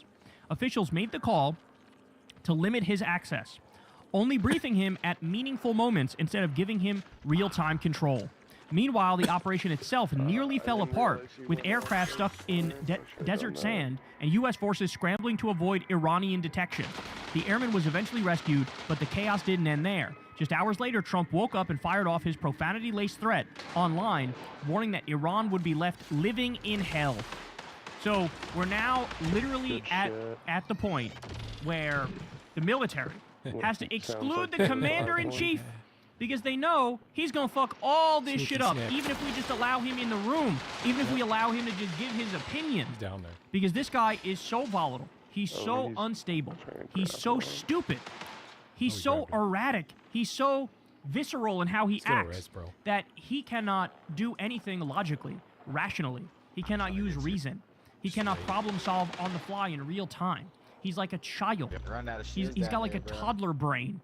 A toddler brain with CTE and self-loathing. That's what it is. And so now we learn that they're like, we got to work around this guy, which, by the way, in a weird way, this makes me feel better, right? This story makes me feel a little better. They're like, okay, so Alicia, I guess you're not all under the fucking death cult spell. I guess some of you have realized that we're up Schitt's Creek without a paddle here, and we got nothing we could do. And so now you're forced to do stuff like this. And by the way, let me just say, I'm still of the belief that I think a lot of this was a botched mission in order to try to get the uranium out. I think the whole thing about, oh my God, the U.S. soldier is down and we got to go save them. And I think that they came up with that to try to justify and rationalize why there were so many planes and so many helicopters and hundreds of soldiers that were in Iranian airspace. And that's what they came up with. But in reality, I think they tried to get the uranium out and failed miserably and had to dip. That's my guess as to what actually happened. I agree. But either way here, do I believe the report that to one extent or another, you have the U.S. military now having to try to work around Trump? Absolutely. Abso-fucking-lutely. And thank God for it. Thank God for it. He simply, I mean, you all know how I think about this. He should be impeached. He should be locked up. He should be in a straitjacket. He should be charged with thousands of fucking crimes. Now, by the way, Wall Street Journal article on this, right? Trump mused about giving himself the nation's highest military honor, the Medal of Honor, designed to honor bravery, courage, and sacrifice. He mused about giving himself the Medal of Honor. I need you to stop and realize how ridiculous this is and how far gone this man's brain is. It's literally that meme of Trump putting a medal around his own neck. He wants to actually do that. It is literally that. And nobody should be surprised either. Because this motherfucker just got an airport named after him in Florida. He's putting his signature on currency. He slapped his name on the Trump Kennedy Center. Okay? He's building that Epstein Memorial Ballroom. He's building the Arc de Trump. Right? You blink and you look, and he came up with another 7 ways to suck himself off and force a legacy for himself. Well, guess what? Day one of a Democratic administration, I don't care which Democrat it is, the next Democrat that gets back in power, you better say, day motherfucking one, we take this psycho's name off every single thing that it's on. Yeah, right. We will bring back all of that currency and burn that shit to the ground ski, bro. We'll mint brand new dollars and destroy the old ones if that's what it takes to get this motherfucker's name off the currency. We are not going to be hostage to this disgusting freak anymore. It's not going to happen. The war criminal, pedophile, rapist, con man, fraud is not going to fucking force himself into our lives from now until the end of time. No, we will do demagnification for the world to see. Let's go. So I hope any potential Democrats who could be the next president are watching this right now, and you guys understand that's literally mission number 1, is arrest the Trump regime criminals and purge this motherfucker's name off absolutely everything. I don't even want to see his name on the buildings that he owns. I think we should strip the entire family of all of their wealth. I think we should liquidate all their shit. I agree. This is a fucking... It's not a family. It's a criminal syndicate. It's a fucking cartel. And they commit crimes on literally a daily basis. But this psycho was trying to give himself, or considering giving himself, the Medal of Honor. And then finally, as all this is going on, and Trump is clearly having a mental breakdown, the likes of which we've never seen from a president before, and somebody with his power before. What else is going on? Take a look at this. Mayor Zoran Mamdani and former President Barack Obama were at a child care center in the Bronx reading a book to preschoolers. Look at this. Compare and contrast here, right? Juxtapose these two things. I don't even need to say anything. The argument makes itself. Hey, y'all, do me a favor and like and subscribe. It helps out big time in the algorithm. Click the bell. No more of that. Thank you. Look at that. Bad news. That's right, chat. I actually play the game tonight. Gaming's back. Some would say.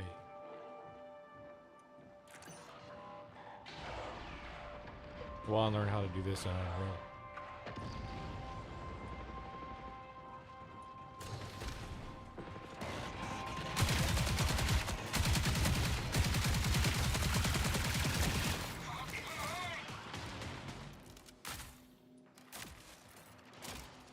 A little bit of a robot issue. I'm good though.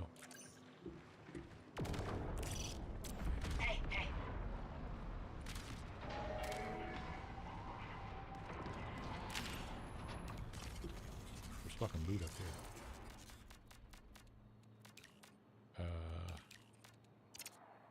This your thing?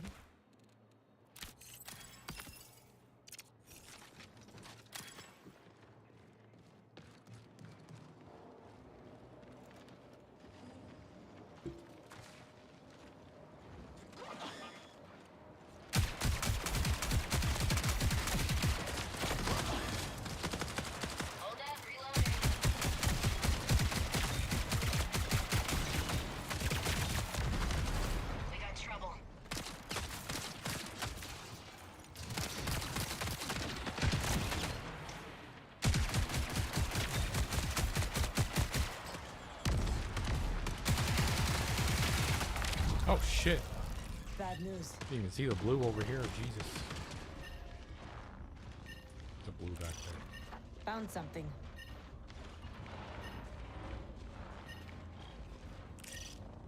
Worth a look?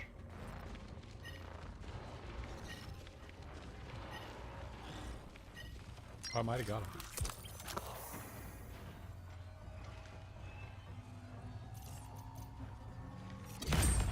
Thank you, Zebby.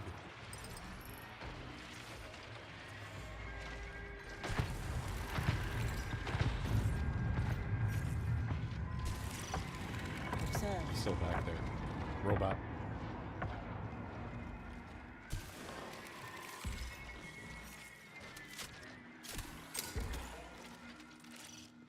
Over here.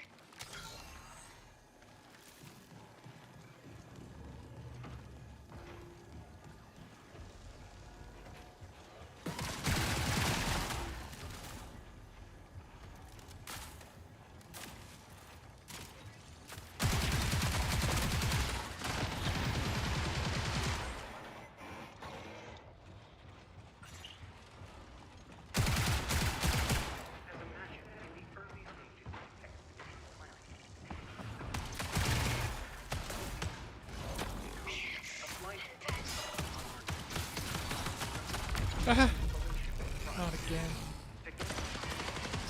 Insane.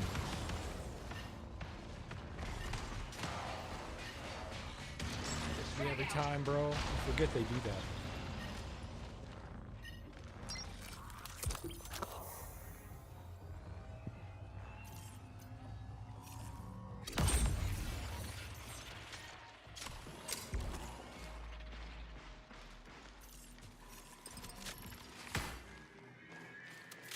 Just because I don't have a shield. I suck.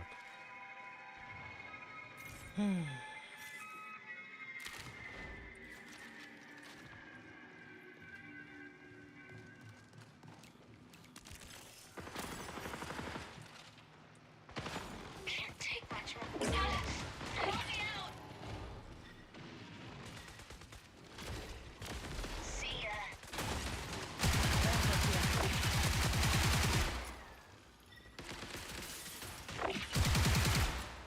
Hold up, reload.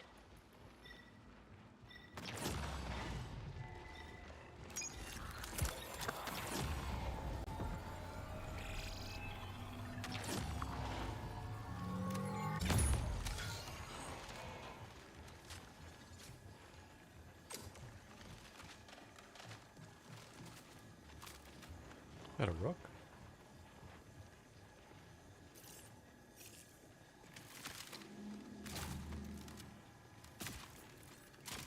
I need heals. Fuck.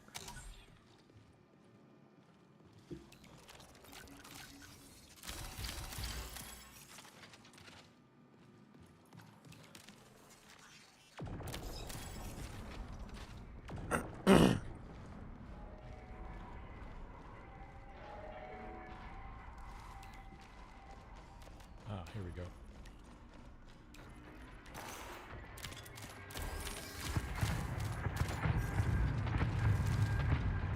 Was it solo? That's weird. Oh. I don't know, dude.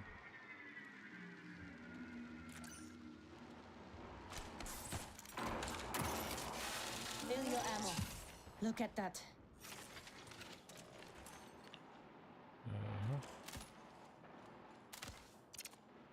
This your thing?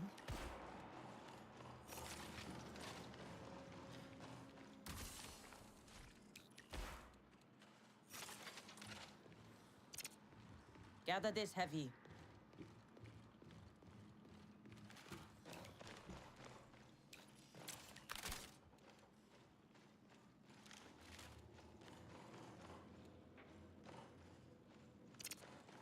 How about this? The whole team died. I hear a team.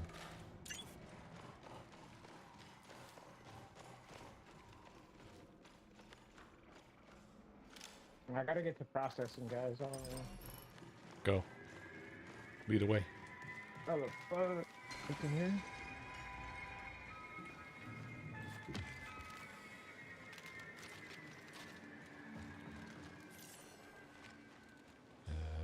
Oh, purple.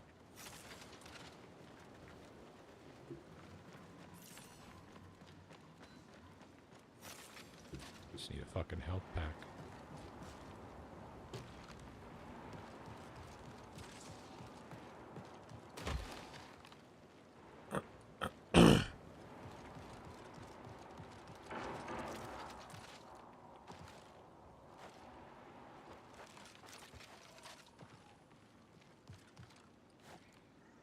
No, we can't go that way. Okay, chat. This'll be fun.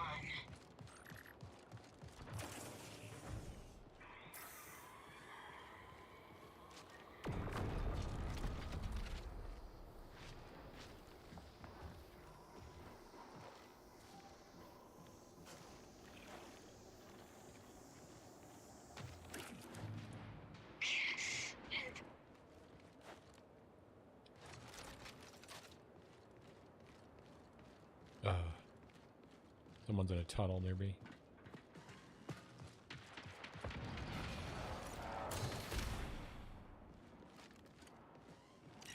Careful here. Time to move. Come on, fuck off, dude. I'm not trying to fuck with y'all.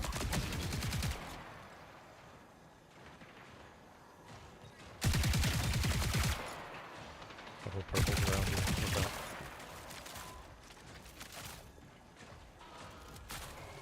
Clean them up. I just can go home. Maybe. Look at that. Or like you said, we don't fuck with them. We don't fuck with them. Okay. Don't fuck. Don't fuck with them. No fucky. No fuck with them. That's right.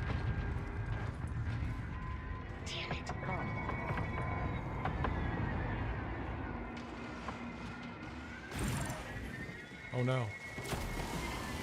Fuck. Fuck. There's a fucking cloaked one here, dude. Son of a bitch. Dude. Getting sucked.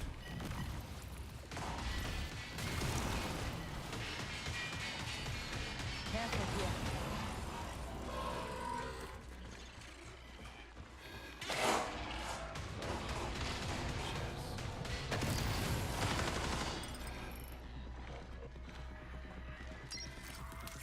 Might be another cloaked one, look out.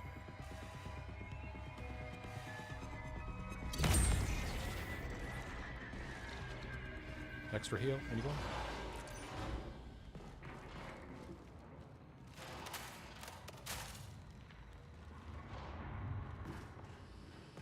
Nothing, dude.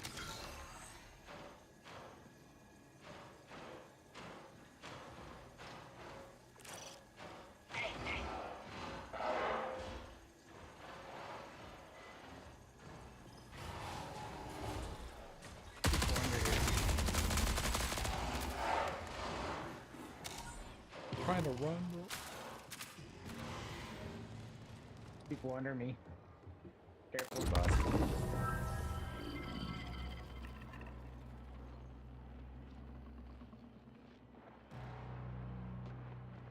No worries. That's no big deal. It's the end for me, boys.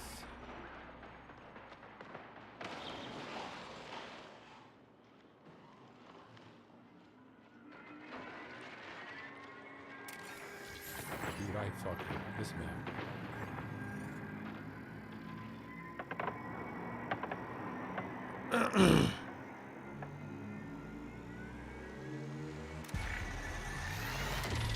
Thanks again, bro. Jesus Christ.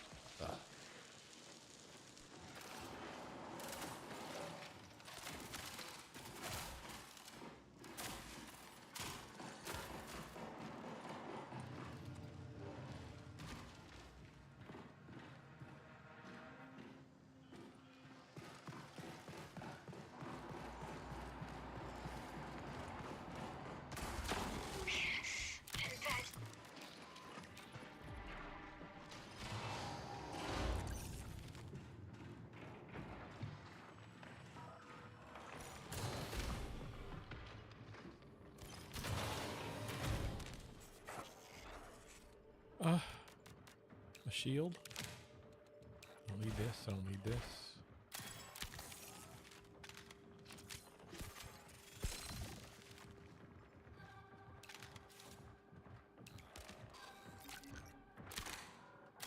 What is that? Pizza in play. Let's go.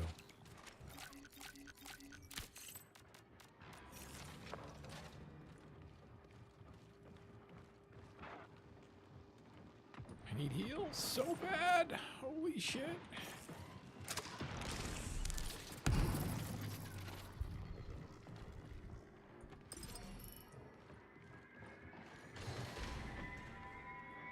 I'm going to Pinwheel. Careful here.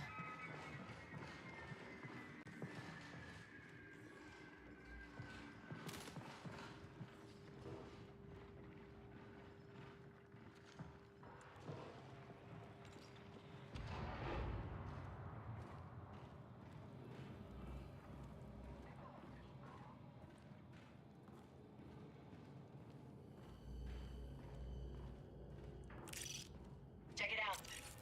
We got trouble. They're all running together.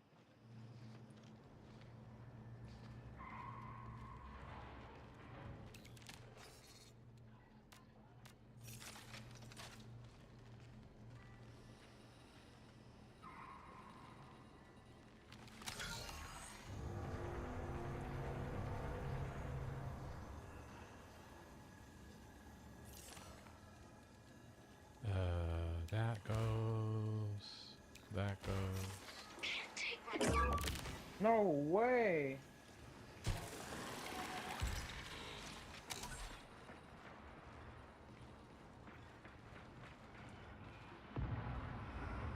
What's with these fucking assholes?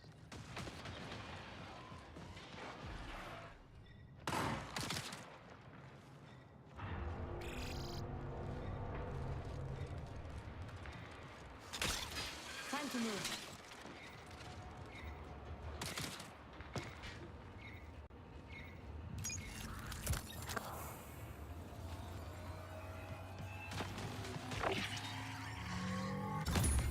Oh, that's a rook.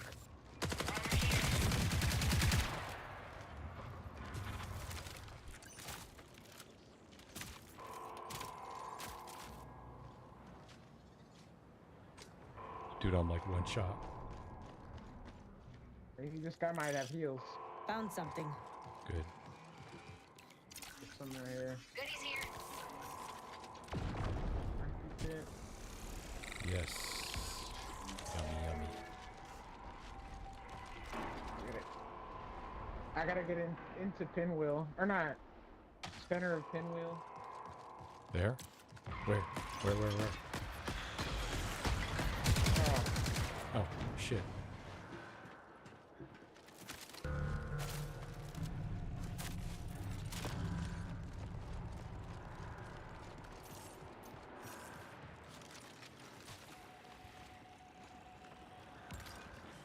Damn, dude.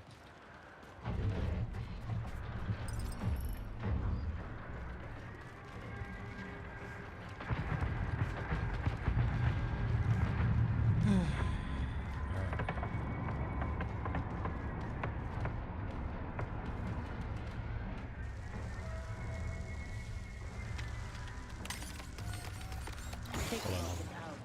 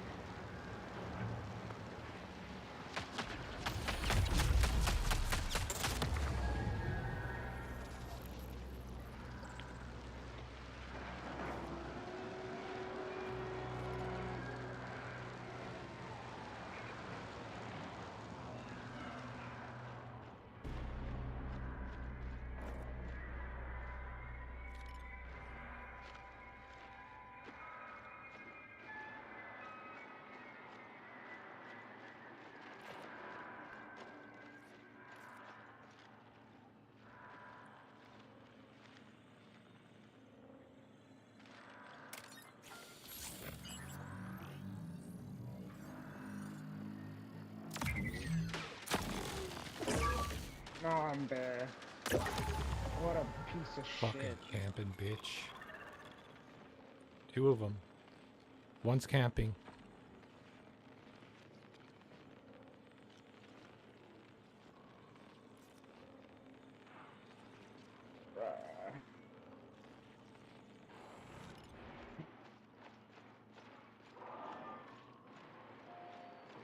He's up there. Ooh. You got him. I think you can res us now.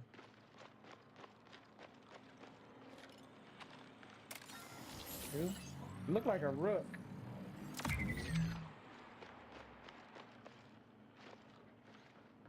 To your left.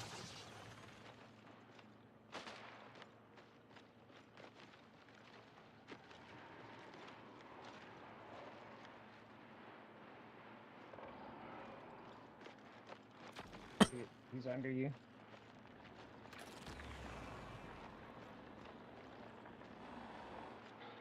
He's like under you. Under the awning.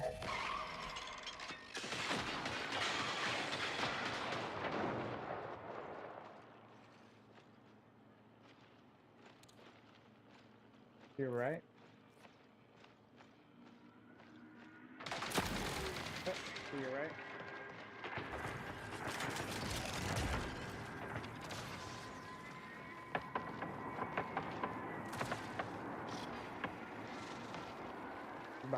Behind.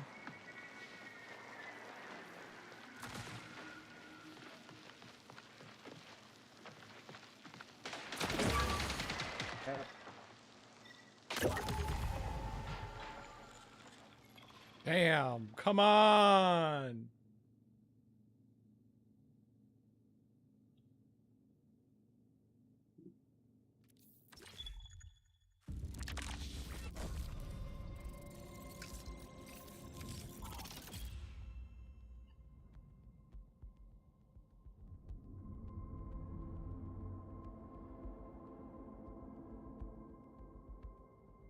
Jesus.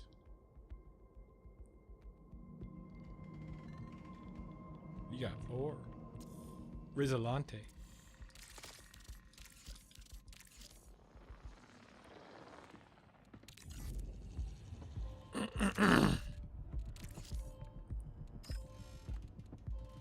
Oh, let's carry.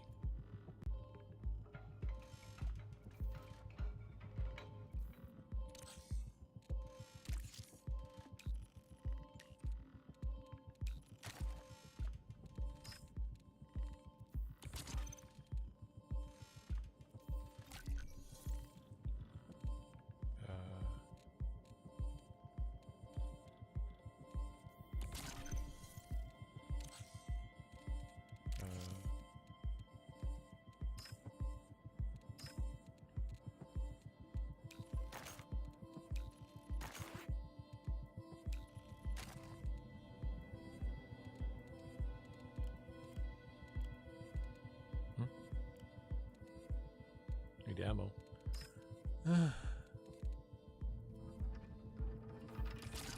Definitely need that. Okay, let's go. Ignore. Pour.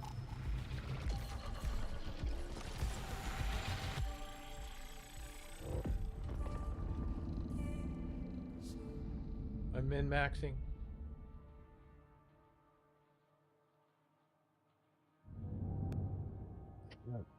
I'm just a min-maxer. I'm min-maxing. Maximiller.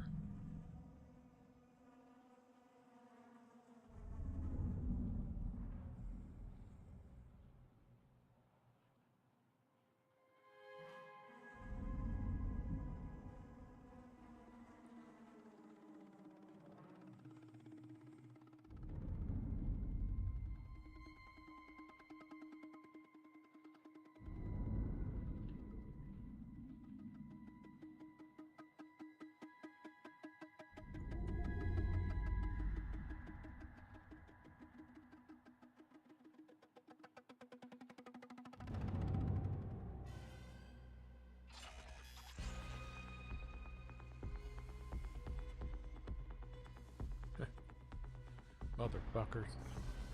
Huh?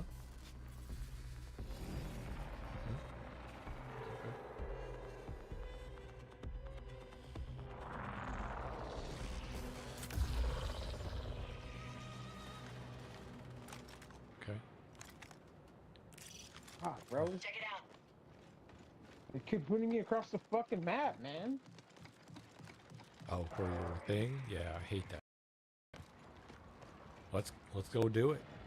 Don't go that way. Don't go that way. Don't go that.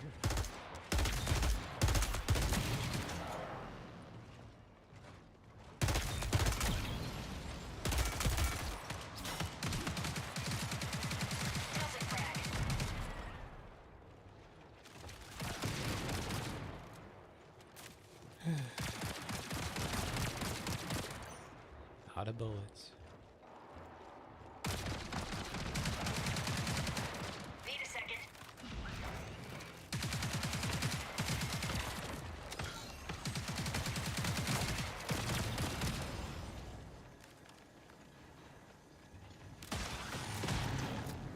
I can still hack you, bitch.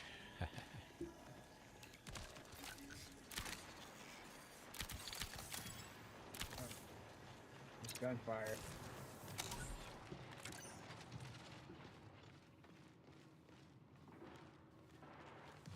Oh, hell yeah. There's a rook in here that says friendly. Where are you at? Come out. Show yourself.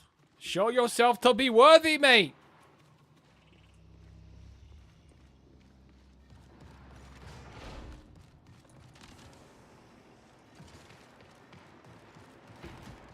I don't know where he is.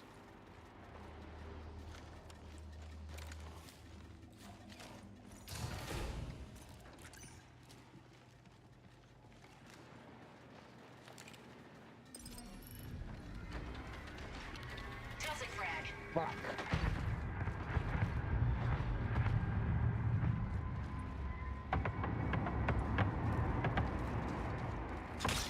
Repositioning. Oh, that hurts. Ouch.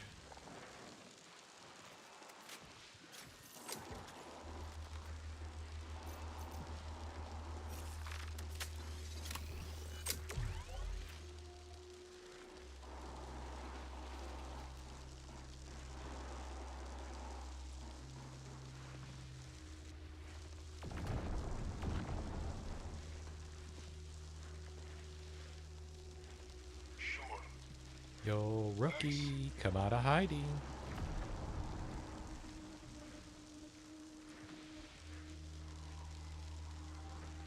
I hear that bitch somewhere.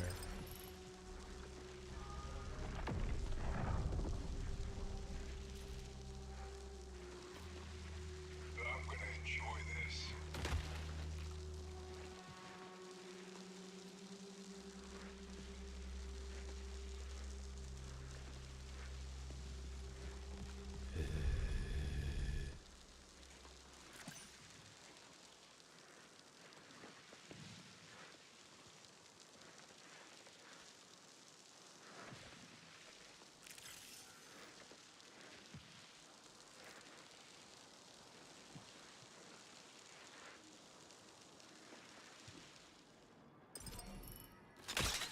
On the move.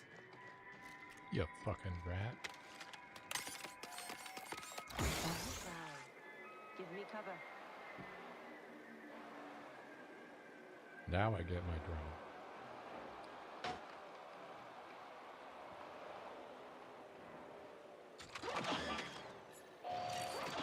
Careful here.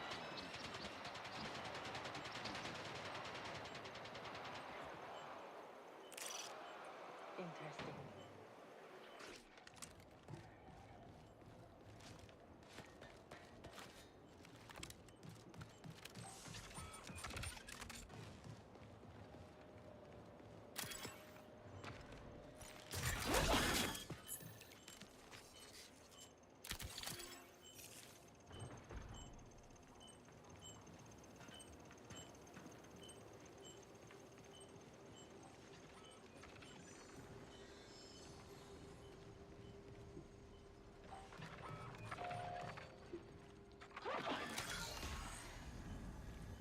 Huh?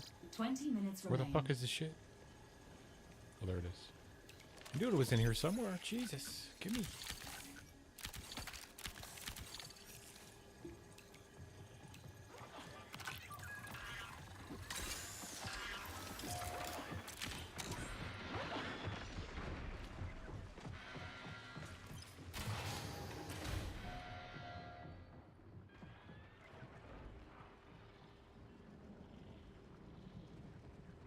Oh no, we lost our friend, bro.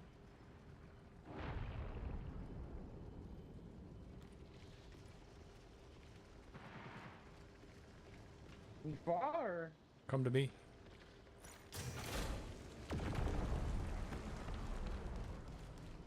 Oh, I'm about to get hit. Don't die, hit by brother. lightning.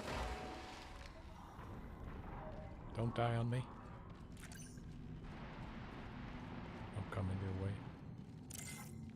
How about this?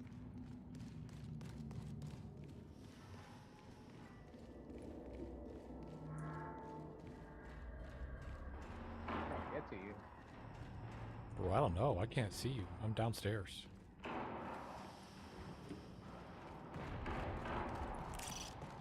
Look at that. Here. Here. Drop down.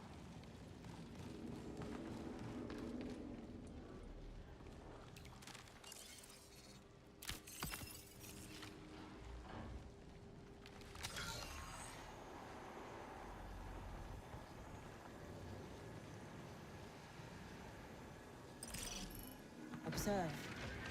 Green loot.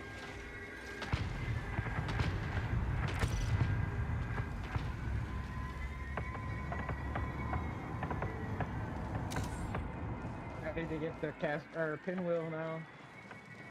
That's so hard.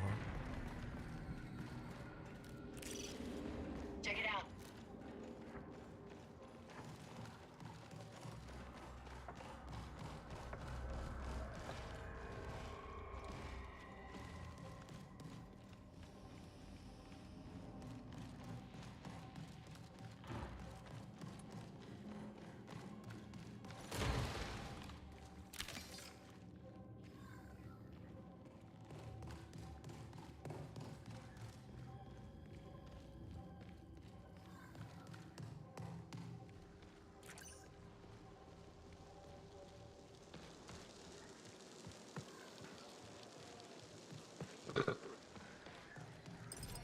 I don't know where the fuck to go.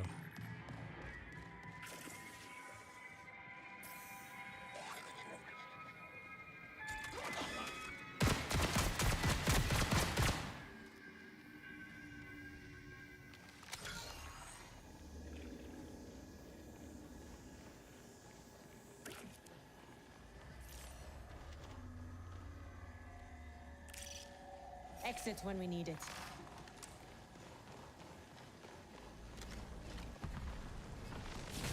She's heading that direction. Unless you got something to do. Yeah, I gotta get inside. Oh, in the pinwheel? Shit. Yeah. But I think I don't even know how to get in. I don't think I have to get like. Just partially. Yeah, I think I have to just get into like the middle part, not the main or like the lockdown one.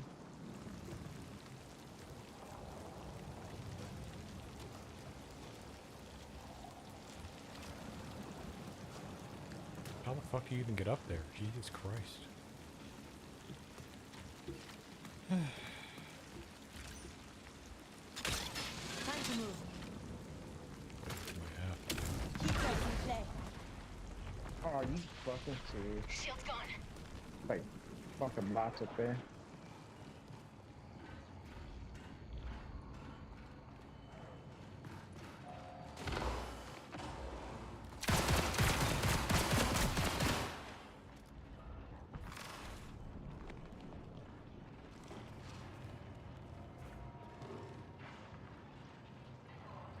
Man, he came straight for me.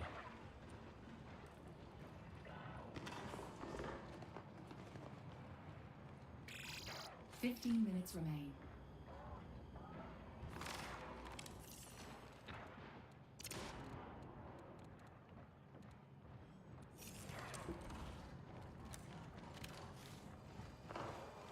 Dude, I have no ammo.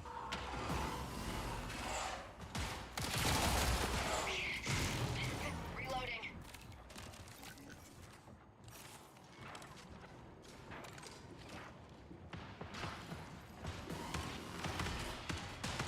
Shield broke. What?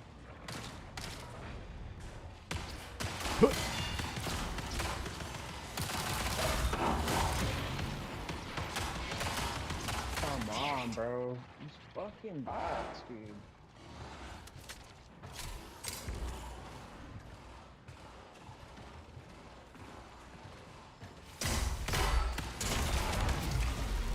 Fuck, I down.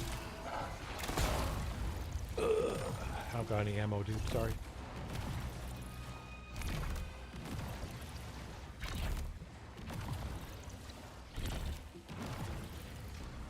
He's sucking me.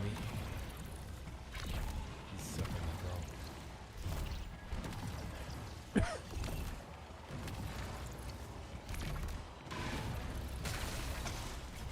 Those cloaked bitches, man. I hate those.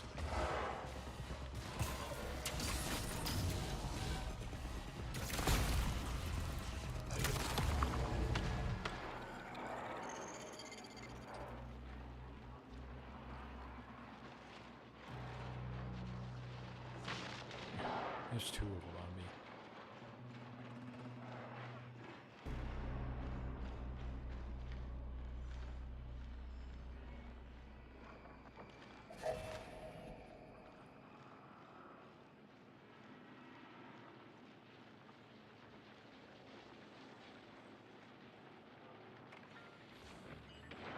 Nice.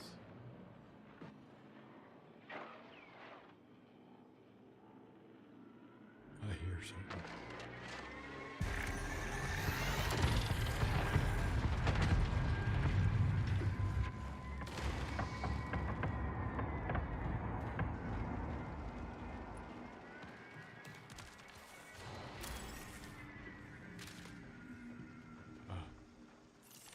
Aha.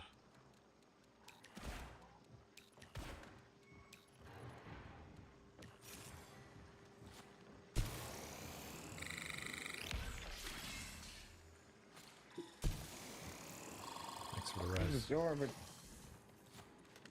I can't get in.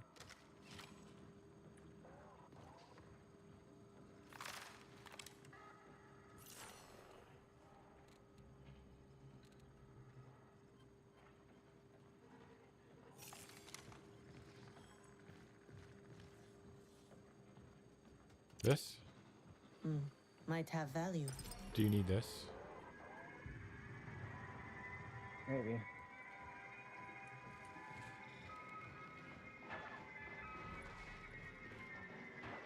Unless that's for a different one. There's some light rounds in there, right there. I don't know if you need light rounds. Let's see.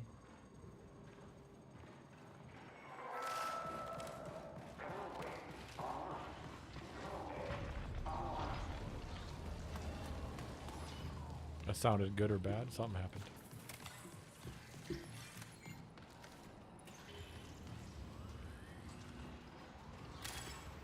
I need one more, I think.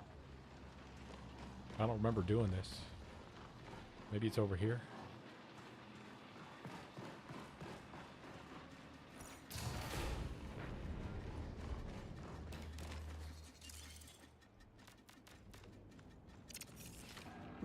Might have value.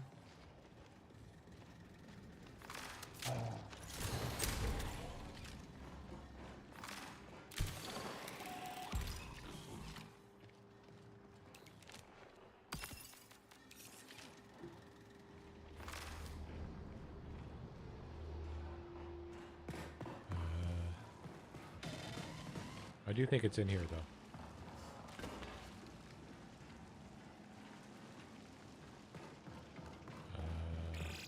You have 10 minutes to exfil.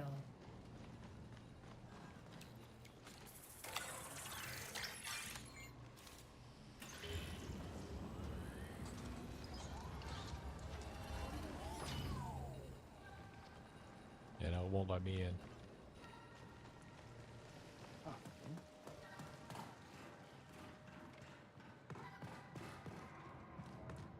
we're missing one. But I don't know where any of Because it's at. They don't there's fucking 3 tell me. spots, you said? Yeah, there's 3. Oh, okay. There's one. It's just this middle one left. Oh yeah, you're totally right.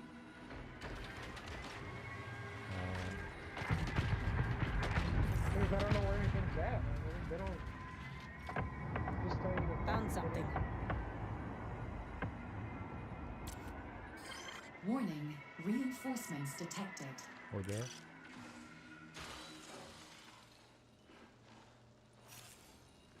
That says treasure, but...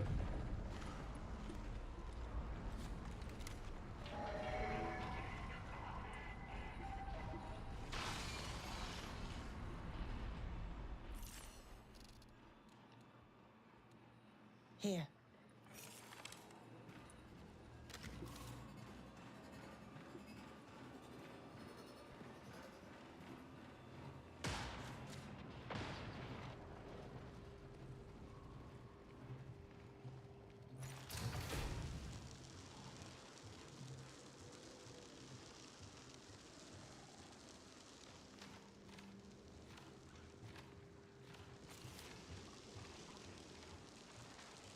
I want the treasure. I'm gonna use my drone. Hold on.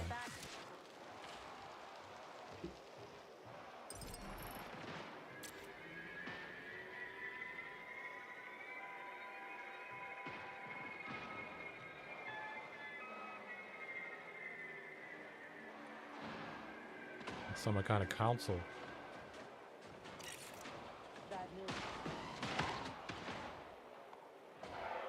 Oh, don't fuck with that one.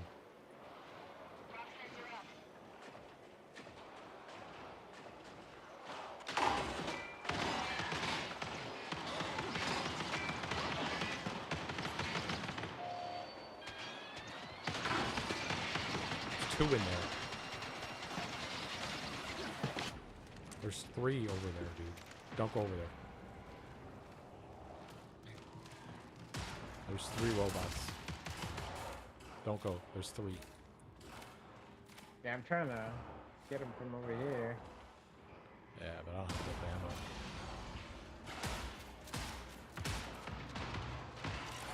Watch it.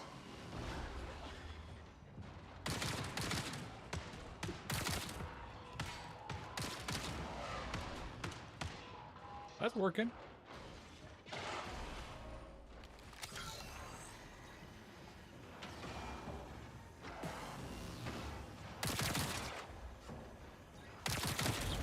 Bad news. Hacked ya, bitch. I love hacking those bitches.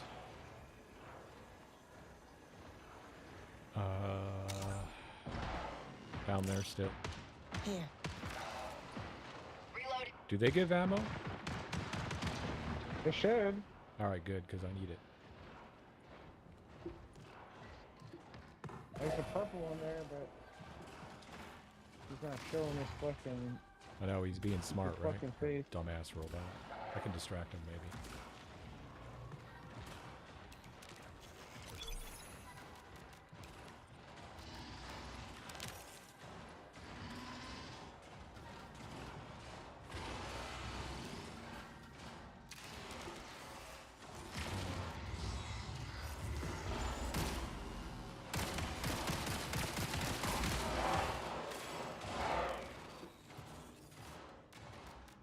Oh shit.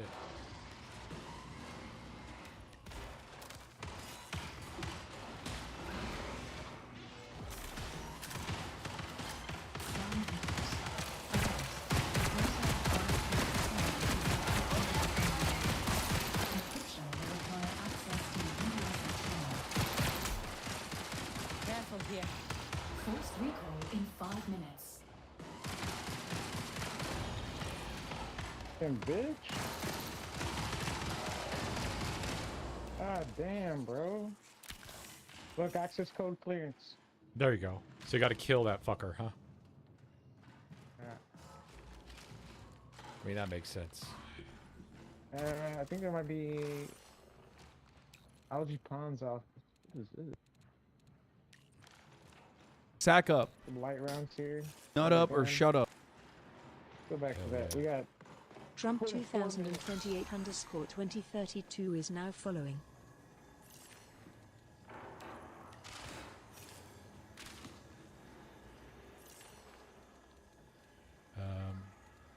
Rid of this. Rid of that.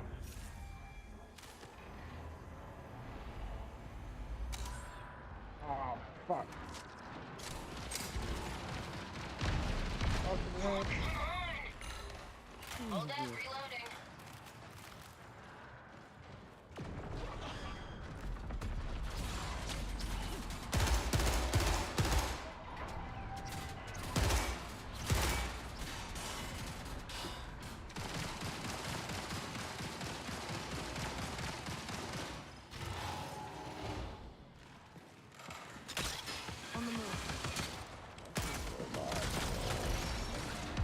Oh no. Oh no, there's four. There's four. There's four of them. Oh no, there's four. There's four.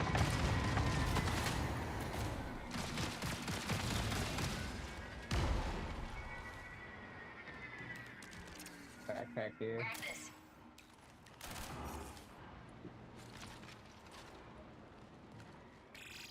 Connection failing. Exfil within 3 minutes.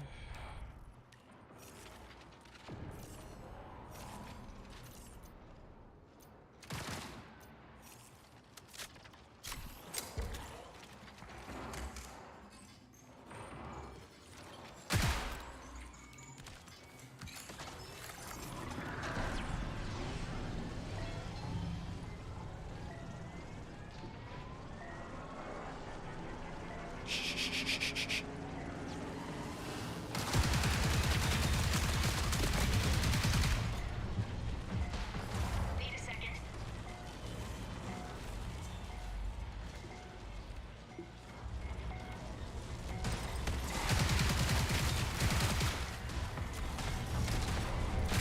Shield on.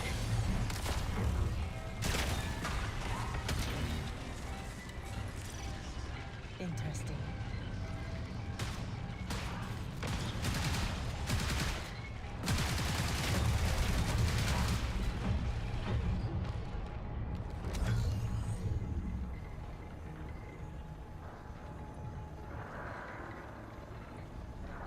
Fell.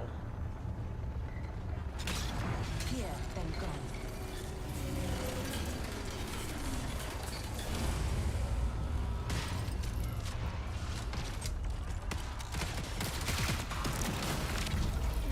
No, brother. No. Careful here. Just look out.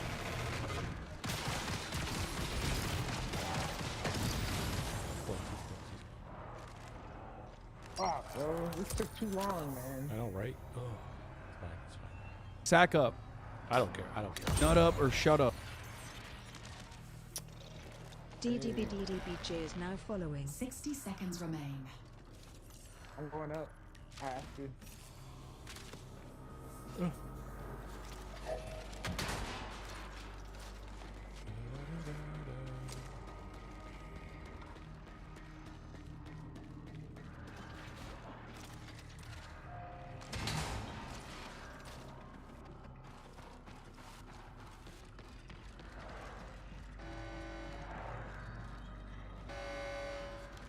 Well, now you know what to do for sure.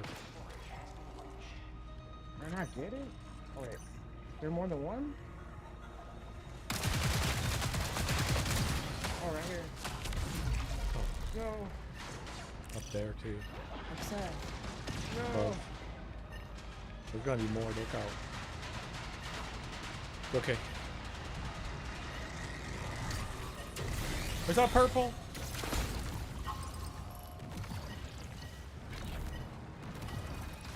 Can't take much more.